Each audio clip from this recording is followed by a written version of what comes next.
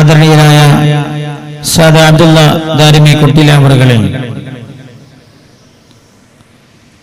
ഈ മഹത്തായ പ്രവർത്തനങ്ങൾക്ക് നേതൃത്വം നൽകുന്ന സമുന്നതരായ ഇതിന്റെ ഭാരവാഹികളെയും അള്ളാഹുവിനോടുള്ള ദുആയുടെ സദസ്സ് പ്രതീക്ഷിച്ച് പ്രപഞ്ചനാഥനായ അള്ളാഹുവിനോട് തങ്ങളുടെ വേദനകൾ സമർപ്പിക്കുക എന്ന ലക്ഷ്യത്തിൽ മുഅ്മിനീങ്ങളോട് ഒന്നിച്ചിരുന്ന് ആമീൻ ചൊല്ലുകയും ദുആ ചെയ്യുക എന്ന അതിമഹത്തായ ലക്ഷ്യത്തോടെ ഈ സദസ്സിലേക്ക് നാടിന്റെ നാനാഭാഗങ്ങളിൽ നിന്നും കടന്നു വന്നിരിക്കുന്ന സഹോദരങ്ങളെ, നമ്മുടെ ജില്ലയിൽ നിന്ന് മാത്രമല്ല കാസർഗോഡ് ജില്ലയിൽ നിന്ന് വരെ ദുആ പ്രതീക്ഷിച്ചെത്തിച്ചേർന്ന ആളുകൾ ഉണ്ട് എന്നാണ് മനസ്സിലാക്കാൻ കഴിഞ്ഞത്. അല്ലാഹു സുബ്ഹാനഹു വ തആല കാസർഗോഡ് ജില്ലയിൽ നിന്ന് ഇവിടെ എത്തിച്ചേരണമെങ്കിൽ അവർ ഒരുപക്ഷെ അത്താഴം കഴിച്ച സമയത്ത് തന്നെ പുറപ്പെട്ടിട്ടുണ്ടാവണം, അല്ലെങ്കിൽ സുബഹി നമസ്കാരം കഴിഞ്ഞ ഉടനെ തന്നെ പുറപ്പെട്ടിട്ടുണ്ടാകണം. ജഗനിയന്താവായ അല്ലാഹു, കാരുണ്യവാനായ റബ്ബ് അല്ലാഹുവിനെ പ്രതീക്ഷിച്ചു വന്ന ഒരാളെയും നിരാശനായി അല്ലാഹു മടക്കുകയില്ല എന്ന് നമ്മൾ പ്രതീക്ഷിക്കുകയാണ്. ദയാലുവായ റബ്ബേ, നിന്നെ പ്രതീക്ഷിച്ചാരൊക്കെ ഈ സദസ്സിൽ വന്നിട്ടുണ്ടോ എല്ലാവരുടെയും ഹൃദയവേദനയെ ഏറ്റെടുക്കണേ അല്ലാഹുവേ, എല്ലാവരുടെയും ഹൃദയവേദനയെ ഏറ്റെടുക്കണേ റഹ്മത്തുർ റഹീമീനായ റബ്ബേ, നിന്നോട് നിരന്തരം ദുആ ചെയ്യുന്നവരാണ് ഈ സദസ്സിലുള്ളവർ. അതുകൊണ്ടാണ് ദുആയുടെ സദസ്സ് എന്ന് കേട്ടപ്പോൾ ഓടി വന്നതും പല സമയങ്ങളിലായി പല സന്ദർഭങ്ങളിലായി ഹൃദയം പൊട്ടി നിന്നോട് കരഞ്ഞു പ്രാർത്ഥിച്ചവരാ റബ്ബേ ഈ സദസ്സിലിരിക്കുന്നവർ. എന്നോട് ദുആ ചെയ്യുന്ന സദസ്സ് എന്നത് ഈ സദസ്സിലുള്ള എല്ലാവർക്കും ഏറെ ആശയുള്ളവരാണ്. അതുകൊണ്ടാണ് ദുആ എന്ന് കേട്ടപ്പോൾ ഓടി വന്നതും. വയലായിരുന്നെങ്കിൽ ഇത്രയും പേർ കഴിഞ്ഞ ദിവസങ്ങളിൽ ഒക്കെയും ഉണ്ടാകേണ്ടതായിരുന്നു. ഇന്നലെയും മെനിഞ്ഞാനും കഴിഞ്ഞ 7 ദിവസങ്ങളിലില്ലാത്ത പലരും ഇന്ന് ഉണ്ട് ഈ സദസ്സിൽ. അല്ലാഹുവേ, നിനക്കറിയാമല്ലോ റബ്ബേ, പറയുന്നവനാണല്ലോ നീ. അല്ലാഹുവേ, വഅദ് പറയുന്നവന്റെ വഅദ് കേൾക്കലാവുകയില്ല അവരുടെ പ്രധാനമായ ലക്ഷ്യം. അല്ലാഹ്, ഒരുപാട് ആളുകൾ ഒരുമിച്ച് കൂടുമ്പോൾ മുഅ്മിനീങ്ങൾ ധാരാളം ഉണ്ടാകുമല്ലോ. അവരുടെ ഇടയിൽ വെച്ച് റബ്ബേ, ഞാൻ ചെയ്തു പോയ തെറ്റു കാരണം നീ എന്നെ സ്വീകരിക്കാൻ കൊള്ളാത്തവനാണ് ഞാനെങ്കിലും മുഅ്മിനീങ്ങളുടെ കൂട്ടത്തിലിരുന്ന് ആമീൻ ചൊല്ലുമ്പോൾ എനിക്ക് എന്റെ വിഷയങ്ങൾക്ക് പരിഹാരമുണ്ടാകും. എങ്ങനെയെങ്കിലും ഉഖ്റവിയായ ലോകത്തുനിന്ന് രക്ഷപ്പെടണം. ആ മോഹങ്ങളുമായി ഖൽബിലേക്ക് പാഞ്ഞു വന്നിരിക്കുന്നവരുണ്ടല്ലോ. അല്ലാഹ്, ഒരാളെയും നീ നിരാശപ്പെടുത്തല്ല അർഹമുർറാഹിമീനായ റബ്ബേ, ആരൊക്കെ ഈ സദസ്സിൽ ഇരുന്നിട്ട് അവരുടെ ഹൃദയവേദനകൾ നിന്നോട് സമർപ്പിക്കുന്നവോ റബ്ബേ ഒക്കെ നീ ഏറ്റെടുക്കണേ അല്ലാഹ്. നീ തന്നെയല്ലേ ഒരു ഹദീസിൽ പറഞ്ഞതും. നമ്മൾ ആ ഹദീസ് 7 ദിവസങ്ങളിൽ ഒരു ദിവസം പറഞ്ഞു പോവുകയും ചെയ്തതാണ്. കല്യാണരാജ്യം എന്ന വിഷയത്തിൽ നമ്മൾ പറഞ്ഞു പോയതാണ്.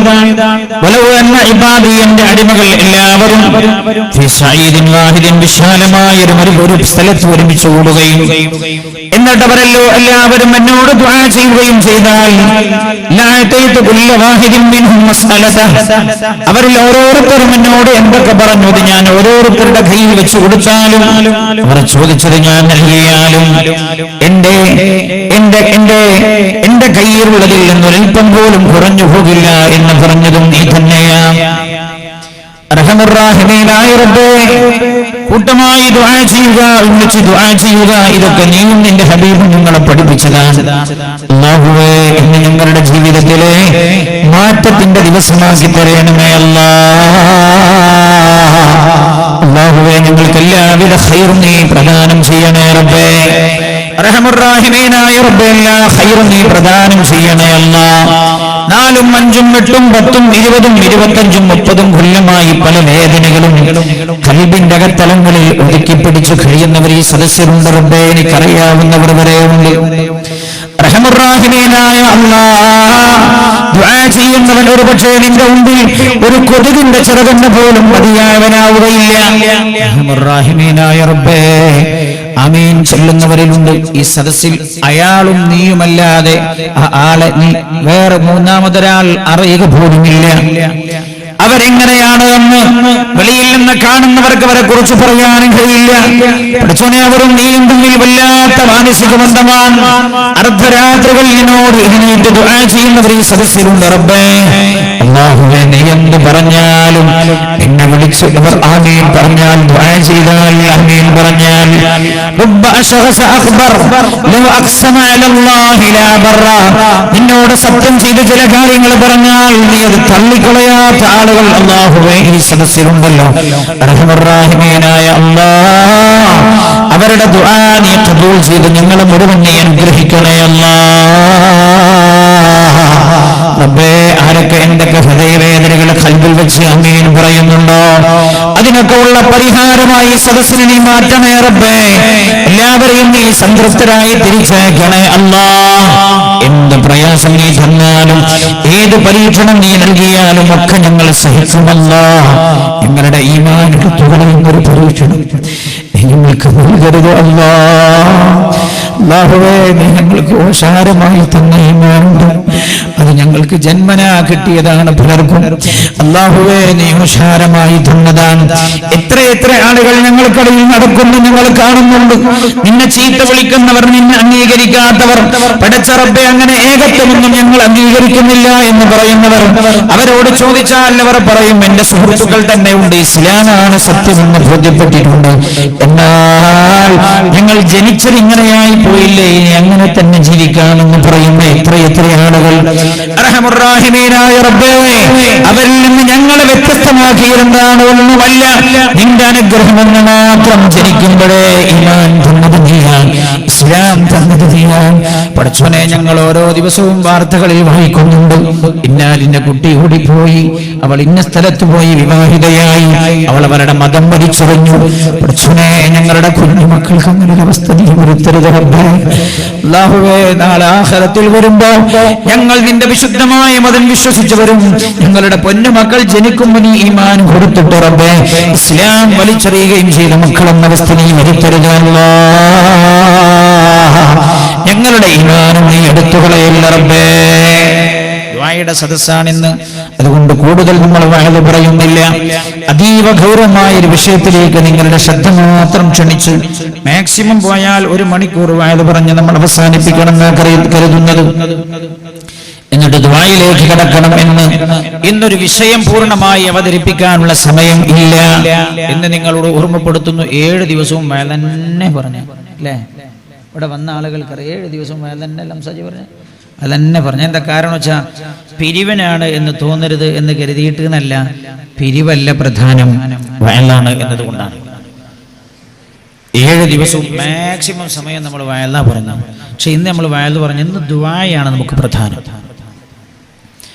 ദുആ നമുക്ക് പ്രധാനമാണ്. അതുകൊണ്ട് നമ്മൾ ദീർഘമായി വയൽ പറഞ്ഞാൽ ദൂരത്തുനിന്ന് വന്നവർക്കൊക്കെ തിരിച്ചു പോകാൻ ബുദ്ധിമുട്ടാവും. 1 മണിക്കൂർ ഈ വിഷയത്തിന്റെ ഗൗരവത്തേക്ക് മാത്രം ശ്രദ്ധ ക്ഷണിക്കാം.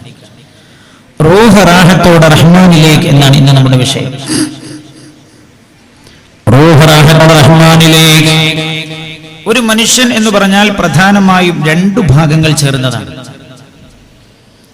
ഒന്ന് അവന്റെ ശരീരം, മറ്റേ ശരീരം, ഈ ശരീരത്തിൽ കുടികൊള്ളുന്ന റൂഹ്. ശരീരം എവിടെ നിന്ന് വന്നു? നമ്മുടെ വിഷയം റൂഹ് റാഹത്തോടെ റഹ്മാനിലേക്ക് എന്നാണ്. എങ്ങനെയാണ് ഒരു മനുഷ്യന്റെ ആത്മാവിന് വളരെ സംതൃപ്തിയായി അല്ലാഹുവിലേക്ക് തിരിച്ചു പോകാൻ കഴിയുക എന്നാണ് ഇന്നത്തെ വിഷയം. അതൊന്ന് ഓർമ്മപ്പെടുത്തില്ല. 2-3 ആയത്ത് നമ്മൾ ഓതും, ഒരു 4-5 ഹദീസും, അതിനുള്ള സമയം കിട്ടും. ഒരു വിഷയം പൂർണ്ണമായി പറഞ്ഞു കൊണ്ടുവന്ന് അവതരിപ്പിക്കാനുള്ള സമയം നമ്മൾ ഇന്ന് ഉപയോഗിക്കുന്നില്ല എന്ന് ഞാൻ ഓർമ്മപ്പെടുത്തുന്നു. ദുആ പ്രധാനമായതുകൊണ്ട് നിങ്ങളൊക്കെ കണ്ണുനീരാണെന്ന് പ്രധാനം. അല്ലാഹുവിന്റെ നോട്ടമുള്ള സദസ്സാവണം നമ്മുടെ സദസ്സ്. അല്ലാഹുവിന്റെ നോട്ടമുള്ള ഖൽബാകണം നമ്മുടെ ഖൽബ്. പൊട്ടിക്കറിയുന്ന സദസ്സാവണം നമ്മുടെ സദസ്സ്. അടിമയുടെ കരച്ചിൽ അല്ലാഹുവിന് വല്ലാത്ത ഇഷ്ടമാണ്. ഹബീബായ നബിയുനാ റസൂലുള്ളാഹി സല്ലല്ലാഹു അലൈഹി വസല്ലം തങ്ങൾ പറഞ്ഞത്, ഒരാൾ അല്ലാഹുവിനെ ഓർത്ത് കരഞ്ഞാൽ ആ കണ്ണുകൾ നരകത്തില്ല എന്ന് ഷഫീഉനാ റസൂലുള്ളാഹി. അല്ലാഹുവിനെ ഓർത്ത് കരഞ്ഞ കണ്ണൊരിക്കലും നരകത്തിലില്ല എന്ന ലോകത്തിന്റെ ഒരു മുഹമ്മദ് മുസ്തഫ. അതുകൊണ്ട് ഒരു തുള്ളി കണ്ണുനീരെങ്കിലും ഈ പോലീസ് മൈതാനിയിൽ വേണം. ഭൂമി അതിന്റെ വർത്തമാനങ്ങൾ പറയുന്ന ദിവസം എന്ന് ഖുർആൻ പറഞ്ഞിട്ടുണ്ട്. പോലീസ് മൈതാനിയും അല്ലാഹുവിന്റെ മുമ്പിൽ വരും മഹ്ശറയിൽ. ഈ പോലീസ് മൈതാനിയിൽ വെച്ച് ആരെന്തൊക്കെ ചെയ്തു അതൊക്കെയും പോലീസ് മൈതാനി അല്ലാഹുവിനോട് വിളിച്ചു പറയും. വിളിച്ചു പറയും. ആ കൂട്ടത്തിൽ വിളിച്ചു പറയണം, അല്ലാഹുവേ, ഇന്നാലിന്ന നാട്ടിൽ നിന്ന് ദുആ ഉണ്ട് എന്ന് പ്രതീക്ഷിച്ചൊരു മനുഷ്യൻ വന്നിട്ടുണ്ടായിരുന്നു. അയാൾ ആ സദസ്സിൽ ഇങ്ങനെ ഇരുന്നിട്ട് ആരും അറിയാതെ എന്നോട് അയാൾ പൊട്ടി കരഞ്ഞു, ഹൃദയം പൊട്ടി എന്നോട് വേദനകൾ പറഞ്ഞത്. ആരുടെ മുമ്പിലും അത് പറഞ്ഞില്ല. നിന്റെ മുമ്പിൽ ലക്ഷക്കണക്കായ ദിക്റുകൾ ചൊല്ലിയ സദസ്സിൽ വെച്ച് എന്നോട് പൊട്ടി കരഞ്ഞത് റബ്ബേ ഇന്നാലിന്ന ആളായിരുന്നു. അതുകൊണ്ട് ഞാൻ അയാൾക്ക് സാക്ഷിയാണ്, അയാളെ നീ രക്ഷപ്പെടുത്തണം എന്ന് നമ്മൾ ഇരിക്കുന്ന സ്ഥലങ്ങൾ അല്ലാഹുവിന്റെ മുമ്പിൽ വിളിച്ചു പറയുന്ന രീതിയിലാകണം. അല്ലാഹു അങ്ങനെ ആക്കി തരട്ടെ. അതുകൊണ്ട് ഞാൻ വേഗം ഒരല്പസമയം ഈ വിഷയമെന്ന് പറയാം. റൂഹ് റാഹത്തോടെ റഹ്മാനിലേക്ക്. ഒരു മനുഷ്യന്റെ ശരീരം എന്ന് പറഞ്ഞാൽ പ്രധാനമായും രണ്ട് ഘടകങ്ങൾ ചേർന്നതാണ്. ഒന്ന് ശരീരം, മറ്റൊന്ന് ശരീരത്തിലുള്ള റൂഹ്. ശരീരത്തിലുള്ള റൂഹ്. ശരീരത്തിന് വല്ല രോഗം വന്നാൽ ചികിത്സിക്കുന്ന ഡോക്ടർ അവിടെ ഇരിക്കണേ, സൈനുഖ. അല്ലാഹു അവരുടെ ചികിത്സയിലും ഹോസ്പിറ്റലിലും ഒക്കെ അല്ലാഹു ബർക്കത്ത് ചെയ്യട്ടെ. അല്ലാഹു ബർക്കത്ത് ചെയ്യുമാറാകട്ടെ. വിശാല ഹൃദയമുള്ളത് കൊണ്ടാണ് നമ്മളോട് വല്ലാത്ത സഹകരണം ഈ സംവിധാനത്തോട്. അല്ലെങ്കിൽ കരീം ചേലയിലൂടെയൊക്കെ ചോദിച്ചാൽ മതി. ഒരു CH സെന്റർ, ഡയാലിസ് സെന്റർ, പിന്നെ തളിപ്പറമ്പ് എന്ന് പറഞ്ഞാൽ ബടാ മനുഷ്യന്മാരുടെ നാടാണ്. ബടാ മനുഷ്യന്മാരുടെ നാടാ തളിപ്പറമ്പ്. ആ തളിപ്പറമ്പിൽ ഒരു CH സെന്ററുകൾ തുടങ്ങാൻ വിയർത്തത് എത്രയെന്ന് ചേലേരിക്കറിയാം അല്ലേ? വർഷങ്ങൾ കാത്തിരുന്നു നല്ല സൗകര്യത്തിൽ തുടങ്ങാൻ. വിശാലമായ ക്യാമ്പസും സൗകര്യവും നമ്മൾ പറഞ്ഞ ആ കൊല്ലം തന്നെ തുടങ്ങാൻ നമുക്ക് കഴിഞ്ഞത്. വിശാല സ്ഥലം നമ്മളെ കയ്യിലില്ലെങ്കിലും വിശാല ഹൃദയമുള്ള ഒരു മനുഷ്യനെ കിട്ടിയോണ്ടാണ്. വിശാല സ്ഥലം നമ്മുടെ കയ്യിലില്ലെങ്കിലും, വിശാലമായ സാമ്പത്തികം നമ്മുടെ കയ്യിലില്ലെങ്കിലും, വിശാല ഹൃദയമുള്ള ഒരു ഡോക്ടറെയും, വിശാല ഹൃദയമുള്ള ഒരുപാട് നിങ്ങളെ പോലെയുള്ള സാധാരണക്കാരെയും സാമ്പത്തികം അല്ലാഹു നൽകി അനുഗ്രഹിച്ച റബ്ബിനോട് സ്നേഹം കൊടുക്കുകയും ചെയ്ത വിശാല ഹൃദയരായ സാമ്പത്തികമുള്ള മുതലാളിമാരെയും ഒക്കെ നമുക്ക് കിട്ടിയപ്പോഴാണ് പെട്ടെന്ന് തന്നെ യാഥാർത്ഥ്യമാക്കാൻ കഴിഞ്ഞത്. അൽഹംദുലില്ലാഹ്. അല്ലാഹു അതിന്റെ പിന്നിലുള്ള എല്ലാ സഹായങ്ങളും ഖബൂൽ ചെയ്യട്ടെ. ശരീരത്തെ ചികിത്സിക്കുന്ന ഡോക്ടർ സൈനുഖ. ശരീരത്തിനാണ് ചികിത്സിക്കുക. എന്നാൽ ശരീരം ഒരു സമയം കഴിഞ്ഞാൽ അത് നശിച്ചു പോകുന്നതാണ്. ആത്മാവാണ് നശിക്കാതെ ഇന്നും സ്ഥിരമായി നിൽക്കുന്നത്. ഈ ആത്മാവും ശരീരവും ചേർന്നതാണ് മനുഷ്യൻ എന്ന് പറയുന്നത്. ശ്രദ്ധിക്കണേ, ശരീരത്തിന്റെ നിർമ്മാണം നടക്കുന്നത് എവിടെയാണ്? ശരീരത്തിന്റെ നിർമ്മാണം നടക്കുന്നത് ഉമ്മയുടെ ഗർഭപാത്രത്തിലാണ്. നമ്മുടെ ഈ ശരീരത്തിന്റെ നിർമ്മാണം നടന്നത് നമ്മുടെ പ്രിയമുള്ള നമ്മുടെ പ്രിയപ്പെട്ട മാതാവിന്റെ ഗർഭപാത്രത്തിലാണ് നമ്മുടെ ശരീരത്തിന്റെ നിർമ്മാണം നടക്കുന്നത്. എന്നാൽ ഈ ഗർഭപാത്രത്തിലേക്ക് 4ാമത്തെ മാസത്തിൽ ഒരു മലക്ക് നിക്ഷേപിക്കപ്പെടുന്നുണ്ട്. എന്നിട്ട് ആ മലക്ക് മാംസപിണ്ഡത്തിലേക്ക് റൂഹ് ഓതുന്നുണ്ട് എന്ന് അല്ലാഹുവിന്റെ ഹബീബ് നബിയുനാ റസൂലുള്ളാഹി. ഏതൊരു പെണ്ണിന്റെയും ശരീരത്തിൽ ഗർഭപാത്രത്തിൽ 4ാമത്തെ മാസമാകുമ്പോൾ മലക്ക് വന്നു പോകുന്നുണ്ട്. പെങ്ങളെ, നിങ്ങൾ അറിഞ്ഞിരുന്നോ വിവരം? അല്ലാഹുവിന്റെ ഹബീബ പറയുന്നത്, മലക്ക് വന്നു പോയിട്ടില്ല എങ്കിൽ, മലക്ക് വന്നിട്ട് ഈ റൂഹ് ഊതിയിട്ടില്ല എങ്കിൽ ഇവരെ പോലെയുള്ള മെഡിക്കൽ സയൻസിലെ വിദഗ്ധർ പറയും 5 മാസമാകുമ്പോ കുട്ടിക്ക് മിടിപ്പില്ല. 4 മാസമായാൽ പറയും കുട്ടിക്ക് ജീവനില്ല. കുട്ടിക്ക് ജീവനില്ല എന്നവർ പറഞ്ഞത് മലക്ക് വന്നു പോയില്ല എന്ന അർത്ഥത്തിലാണ്. 4 മാസമായ കുട്ടിക്ക് ജീവനില്ല, അതിന്റെ പ്രവർത്തനക്ഷമമല്ല എന്നവർ പറഞ്ഞാൽ മലക്ക് റൂഹുദാൻ വന്നില്ല, ചാപ്പിള്ളയാണ് കുട്ടി എന്ന് പറയും. അപ്പൊ ശരീരത്തിന്റെ പ്രവർത്തനം ഉമ്മയുടെ ഗർഭപാത്രത്തിൽ അതിന്റെ നിർമ്മാണം നടക്കുന്നത്. ആത്മാവ് വിടുന്ന വരുന്നത്, ആത്മാവ് വരുന്നത് അല്ലാഹുവിൽ നിന്നാണ്. ആത്മാവ് വരുന്നത് ഈ ആത്മാവിന്റെ ഉത്ഭവം എങ്ങനെയാണ്? പരിശുദ്ധമായ ഖുർആൻ നമ്മളെ പഠിപ്പിക്കുന്നുണ്ട്. ആത്മാവിന്റെ വിശാലമായ രഹസ്യങ്ങളും അല്ലാഹു നമുക്ക് അറിയിച്ചു തന്നിട്ടില്ല. യസ്അലൂനക അനിർ റൂഹ് മിൻ അംരി റബ്ബി. ആത്മാവിന്റെ രഹസ്യം എന്താണെന്ന് ആളുകൾ അങ്ങയോട് ചോദിക്കുന്നുണ്ട് നബിയേ. എന്താണ് ആത്മാവ്? ലോകത്തിന് ഇന്നുവരെ പിടുത്തം കിട്ടാത്തതാണ്. ചോദിക്കൂ, നിങ്ങൾ മെഡിക്കൽ സയൻസിന്റെ വിദഗ്ധരോട് ചോദിക്കൂ, ആത്മാവെന്താണ്? ഒരു പിടുത്തവും അവർക്ക് കിട്ടിയിട്ടില്ല.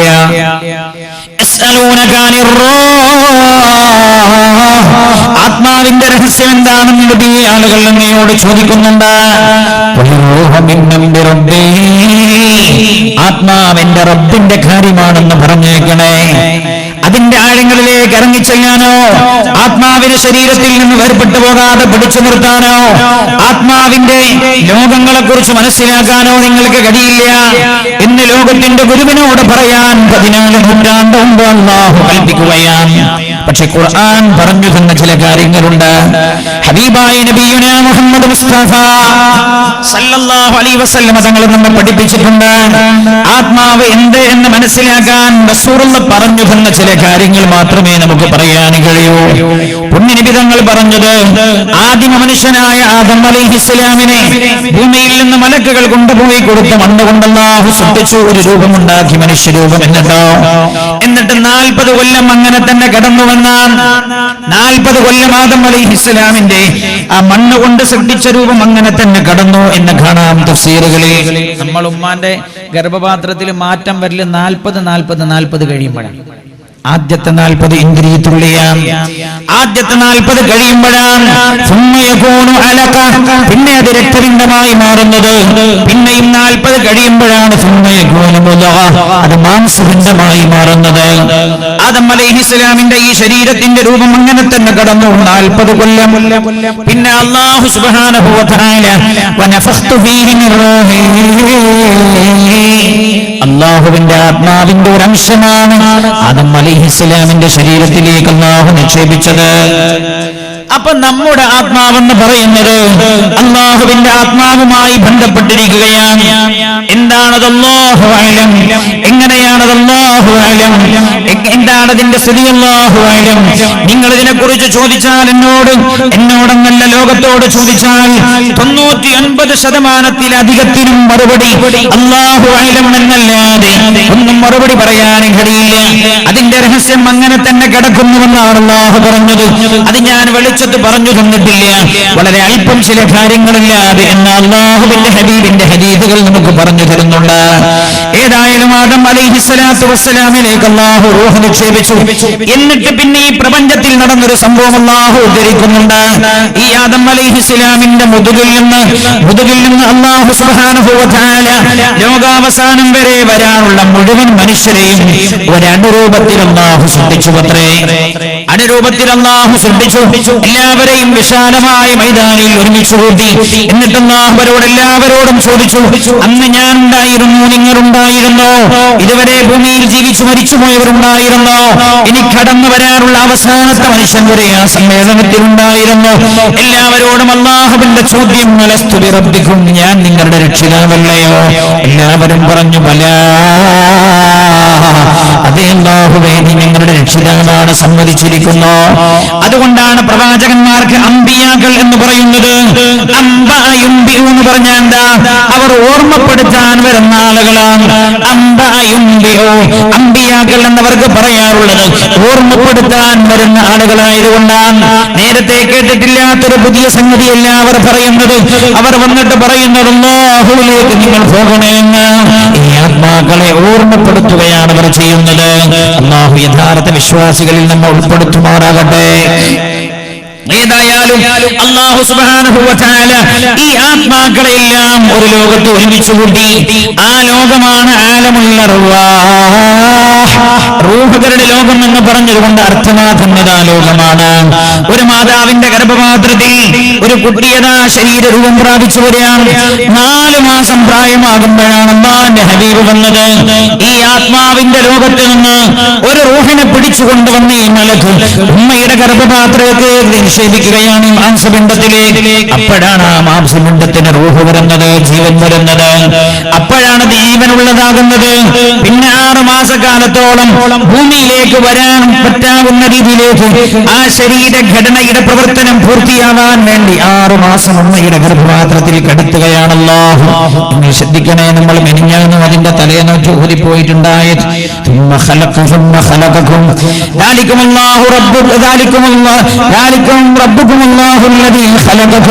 നിങ്ങളെ സൃഷ്ടിച്ച റബ്ബവനാണ് അല്ലാഹു പറയുന്നുണ്ട്. എന്നിട്ട് അല്ലാഹു ഭൂമിയിലേക്ക് നമ്മെ കൊണ്ടുവന്നിരിക്കുകയാണ്. ഇനി ഈ റൂഹിനെ അല്ലാഹു തിരിച്ചെടുക്കുന്നതാണ്. എന്താണല്ലോ നമ്മുടെ വിഷയം. റൂഹ് വന്നത് അല്ലാഹുവിൽ നിന്നാണ്. ശ്രദ്ധിക്കണേ, റൂഹ് വന്നത് അല്ലാഹുവിൽ നിന്ന്. അത് പറയാനാ ഞാൻ ഇത്രയും പറഞ്ഞത്. അല്ലാഹുവാണ് റൂഹ് നമ്മുടെ ശരീരത്തിലേക്ക് തന്നത്. റബ്ബിന്റെ റൂഹിന്റെ അംശമാണ് എന്ന് നമുക്ക് മനസ്സിലാക്കാൻ കഴിയുന്നു. ഏതായാലും ഈ ശരീരത്തിലേക്ക് റൂഹ് നിക്ഷേപിച്ച റബ്ബാരാണോ ആ അല്ലാഹു തന്നെ റൂഹ് തിരിച്ചെടുക്കുമെന്ന് ഖുർആൻ പറയുന്നുണ്ട്. ഒരല്പകാലം നിങ്ങൾക്ക് നൽകുകയാണ്. ചിലർക്ക് 20 കൊല്ലം, ചിലർക്ക് 30 കൊല്ലം, ചിലർക്ക് 50 കൊല്ലം, ചിലർക്ക് 70, ചിലർക്ക് 85, ചിലർക്ക് 100 കൊല്ലം. ഒരു 80 വയസ്സായ മനുഷ്യൻ മരിച്ച വീട്ടിൽ കയറിയിട്ടാണ് ഞാൻ ഇങ്ങോട്ട് വരുന്നത്. അല്ലാഹു അയാൾക്ക് പുറത്തു കൊടുക്കുമാറാകട്ടെ. അല്ലാഹു അവർക്ക് മഗ്ഫിറത്ത് നൽകുമാറാകട്ടെ. അയാൾക്ക് അല്ലാഹു നൽകിയ കൊല്ലം 85,000. എനിക്ക് എത്രയാണ് നൽകിയത് അല്ലാഹു അഅലം. എന്റെ മുമ്പിൽ ഇരിക്കുന്ന നിങ്ങൾക്ക് എത്രയാണ് അല്ലാഹു നൽകിയത് അല്ലാഹു അഅലം. അതിന്റെ രോഗങ്ങളൊന്നും വേണ്ട.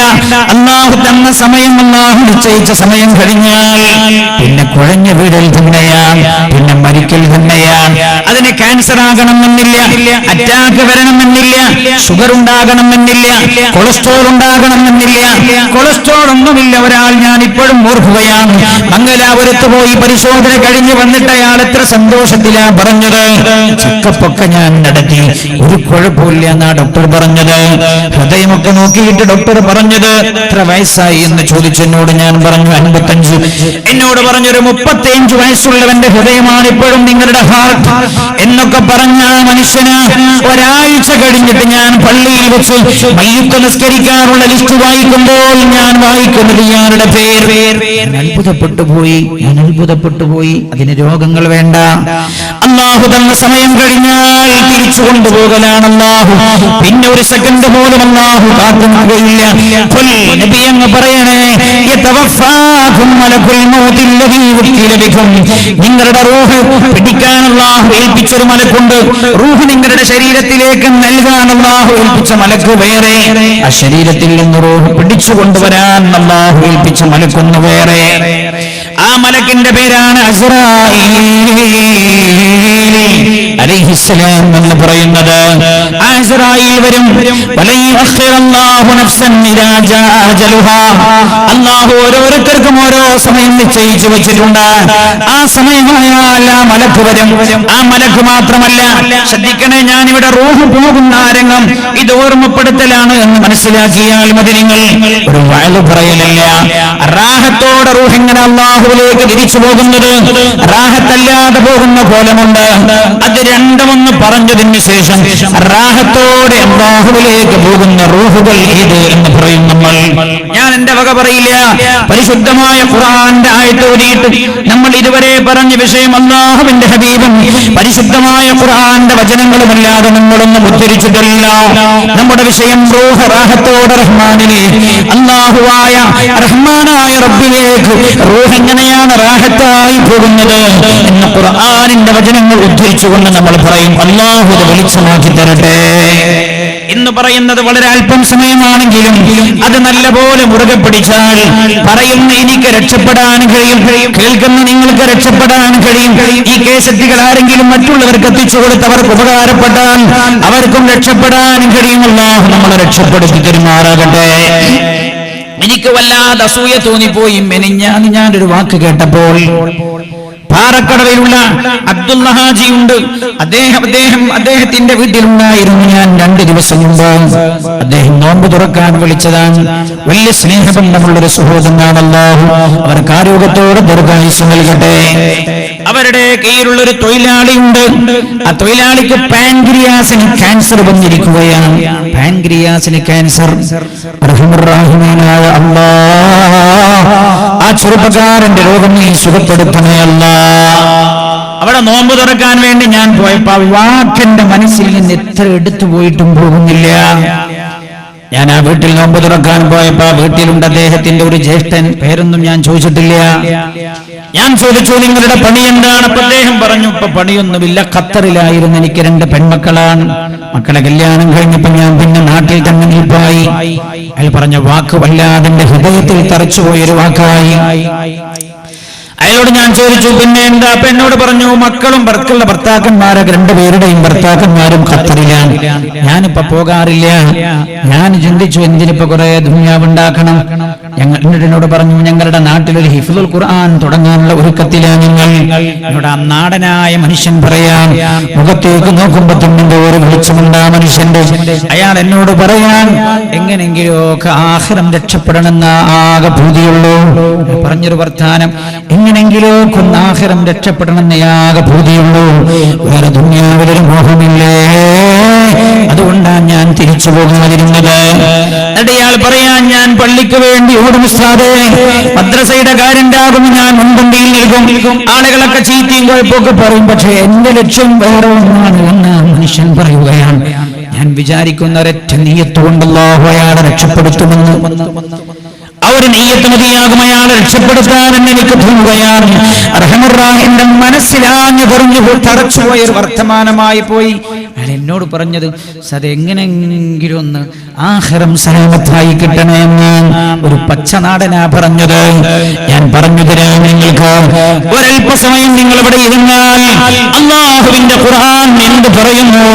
റൂഹ് റാഹത്തായി റബ്ബിലേക്ക് തിരിച്ചു പോകണമെങ്കിൽ നമ്മൾ എന്ത് ചെയ്യണമെന്നാണ് അല്ലാഹു പറഞ്ഞത്, റൂഹിന്റെ ഉടമസ്ഥനായ അല്ലാഹു പറഞ്ഞത് എന്ന് നമ്മൾ പറയും. അല്ലാഹു തൗഫീഖ് ചെയ്യട്ടെ. അതിനു മുമ്പ് നമ്മൾ ഇതിനു മുമ്പ് പറഞ്ഞു പോയിട്ടുണ്ടാകും, ഒരു പക്ഷേ ഒരു ഓർമ്മപ്പെടുത്തലാണ് എന്ന് നിങ്ങൾ മനസ്സിലാക്കാവൂ. നല്ല രീതിയിൽ റൂഹ് അല്ലാഹുവിലേക്ക് തിരിച്ചു പോകുന്ന രംഗം, മോശപ്പെട്ട രീതിയിലും റൂഹ് അല്ലാഹുവിലേക്ക് തിരിച്ചു പോകുന്ന രംഗം അല്ലാഹുവിന്റെ ഹബീബ് പറഞ്ഞു തന്നിട്ടുണ്ട്. മഹാനായ നബിയുനാ മുഹമ്മദ് മുസ്തഫ സല്ലല്ലാഹു അലൈഹി വസല്ലം തങ്ങൾ പഠിപ്പിക്കുകയാണ്, ഒരാൾക്ക് അല്ലാഹു നൽകിയ ആയുസ് അങ്ങ് തീർന്നാൽ അപ്പോഴേക്ക് അല്ലാഹുവിന്റെ മലക്കുകൾ ഇറങ്ങി വരും. അല്ലാഹു റൂഹ് പിടിക്കാൻ ഏൽപ്പിച്ച മലക്കായ അസ്മാഈൽ അലൈഹിസ്സലാമിന്റെ നേതൃത്വത്തിലാണ് മലക്കുകൾ ഇറങ്ങി വരിക.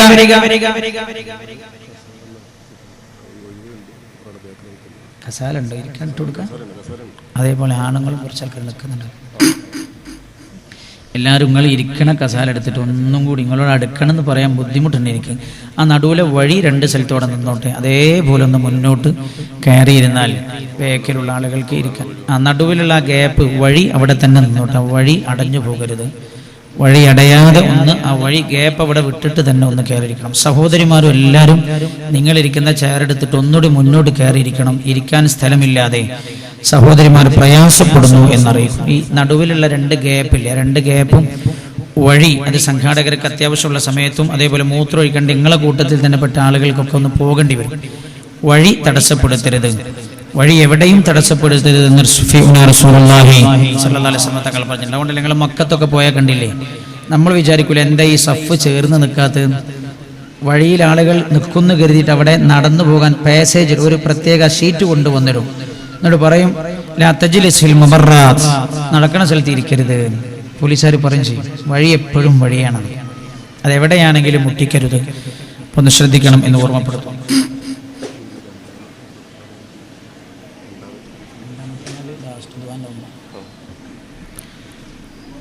അല്ലാഹു സുബ്ഹാനഹു വ തആല നമ്മുടെ സദസ്സുകളെ സദസ്സാക്കി തരട്ടെ. 2 രീതിയിലാണ് ശഫീഉനാ റസൂലുള്ളാഹി സല്ലല്ലാഹു അലൈഹി വസല്ലം തങ്ങൾ പറയുകയാണ്. ഒന്ന്, അല്ലാഹു സുബ്ഹാനഹു വ തആല ഒരാൾക്ക് അല്ലാഹു നൽകിയ ആയുസ് കഴിഞ്ഞാൽ ആ റൂഹ് തിരിച്ചു കൊണ്ടുപോകാനായി, ശരീരത്തിൽ നിന്ന് റൂഹ് തിരിച്ചെടുക്കാനായി അല്ലാഹു മലക്കുകളെ അയക്കുന്നതാണ്. മഹാനായ അസ്രായീൽ അലൈഹിസ്സലാത്തു വസ്സലാം അപ്പോഴേക്ക് ഇറങ്ങി വരും. ചില ഹദീസിലുള്ളത് എങ്ങനെ അറിയുന്നത്? ചില ഹദീസിൽ ഇങ്ങനെയുള്ളത്, ഓരോ കൊല്ലമായാൽ അതിന്റെ ദിവസം വരാൻ പോവാണ്. ലൈലത്തുൽ ഖദറിന്റെ രാവിലാണത്രേ. ഇന്നാ അൻസൽനാഹു ഫീ ലൈലത്തുൽ ഖദർ, നിശ്ചയത്തിന്റെ രാവ് എന്നാണ് അതിന്റെ അർത്ഥം. ഓരോ കൊല്ലങ്ങളിലും വർഷത്തിന്റെ ഓരോ വർഷത്തിന് ലൈലത്തുൽ ഖദറിന്റെ രാത്രി അല്ലാഹു പല കാര്യങ്ങളും നിശ്ചയിച്ചതിന്റെ അതിന്റെ ലിസ്റ്റുകൾ മലക്കുകളുടെ കയ്യിലേക്ക് കൈമാറുന്നുണ്ട്. ചില മഹാന്മാർ പറഞ്ഞതും അടുത്ത കൊല്ലം ലൈലത്തുൽ ഖദറിന്റെ ഇടക്കായി ആരൊക്കെയാണ് മരിക്കേണ്ടത് എന്ന ലിസ്റ്റ് അല്ലാഹു നൽകുന്നത് അസ്രായീലിന്റെ കയ്യിലേക്ക് നൽകുന്നത് ഈ രാവിലാണത്രേ. എന്നിട്ട് മഹാന്മാർ പറയാം, അസ്രായീൽ അലൈഹിസ്സലാം ഓരോ ദിവസവും ഒരാളുടെ അടുത്ത് ഏറ്റവും ചുരുങ്ങിയത് 7 തവണയെങ്കിലും വരുന്നുണ്ടത്രേ. ലിസ്റ്റ് നോക്കിയിട്ട് ഇങ്ങനെ നോക്കത്രേ, ഇയാൾ തന്നെയാണോ ഇത്, എന്റെ ലിസ്റ്റിലുള്ള ആൾ ഇയാളാണോ എന്ന് ഓരോ ആളുകളുടെയും അടുത്ത് വന്ന് നോക്കുന്നുണ്ട്. നമ്മൾ അറിയുന്നില്ലല്ലോ, നമ്മൾ അറിഞ്ഞിട്ടുണ്ടോ? പലതും കേസറ്റ് കാണുമ്പോഴല്ലേ മനസ്സിലായത്. ഞാൻ മൂക്ക് ചൊറിഞ്ഞത് അതിലുണ്ടല്ലോ, അപ്പോഴല്ലേ തിരിഞ്ഞത്. ഞാൻ ആ മംഗലത്തിന് പോയപ്പോ ഒളിക്യാമറ വെച്ചിരുന്നില്ലേ, എനിക്ക് മനസ്സിലായില്ലല്ലോ എന്ന് തിരിഞ്ഞത് പിന്നെയല്ലേ. അല്ലാഹുവിന്റെ മലക്കുകൾ വരുന്നുണ്ട്. ഏറ്റവും ചുരുങ്ങിയത് 7 തവണയെങ്കിലും ഒരു ദിവസം ഒരാളുടെ അടുത്ത് വന്ന് പോകുന്നുണ്ട് അസ്രായീൽ അലൈഹിസ്സലാം. ഏതായാലും അല്ലാഹു നൽകിയ സമയം കഴിയുമ്പോഴേ മഹാനായ അസ്രായീൽ അലൈഹിസ്സലാം ഇറങ്ങി വരുന്നു. അസ്രായീൽ മാത്രമല്ല, അല്ലാഹുവിന്റെ ഹബീബ് പറയാൻ സല്ലല്ലാഹു അലൈഹി വസല്ലം, ഒരു റിപ്പോർട്ടിലുള്ളത് 7000 മലക്കുകൾ അസ്രായീലിന്റെ കൂടെ ഉണ്ടാകും, മറ്റൊരു റിപ്പോർട്ടിലുള്ളത് 70,000 മലക്കുകൾ ഉണ്ടാകുമെന്നാണ്. അല്ലാഹു മരിപ്പിക്കാൻ അല്ലാഹു തീരുമാനിച്ച അല്ലെങ്കിൽ ആയുസ് കഴിഞ്ഞ ഈ മനുഷ്യന്റെ അടുത്തേക്ക് അസ്രായീൽ അലൈഹിസ്സലാം അതാ ഇറങ്ങി വരുന്നു. തമ്മാടിയായ മനുഷ്യനാണോ? 2 രീതിയിലാണ് റൂഹ് പോകുന്നത്. റൂഹ് റാഹത്തോടെ റഹ്മാനിലേക്ക്. ഞാൻ ആദ്യം പറയുന്നത് തമ്മാടിയായ ആരുടെ റൂഹ് പോകുന്ന രീതിയാണ്. രണ്ടാമത് നമ്മൾ പറയുന്നത് റാഹത്തായ രീതിയിൽ റൂഹ് തിരിച്ചു പോകുന്ന രീതിയാണ്. എന്നിട്ട് നമ്മൾ ആരൊക്കെയാണ് റാഹത്തോടെ പോകുന്നത് എന്ന് അല്ലാഹു എന്ത് പറഞ്ഞു എന്ന് പരിശോധിക്കും. ഹബീബായ നബിയുനാ റസൂലുള്ളാഹി സല്ലല്ലാഹു അലൈഹി വസല്ലം തങ്ങൾ പറയുകയാണ്, തമ്മാടിയായ ധിക്കാരിയായ മനുഷ്യനാണോ മരിക്കാൻ പോകുന്നത്? അസ്രായീൽ അലൈഹിസ്സലാമിന്റെ നേതൃത്വത്തിൽ ഈ 70,000 മലക്കുകൾ ഇങ്ങോട്ട് ഇറങ്ങി വരും. ഇറങ്ങി വന്നിട്ട് ഇതിൽ ചില മലക്കുകൾ ഇയാളെ പിടിച്ചു വെക്കുമത്രേ. യാതൊരു തകരാറ്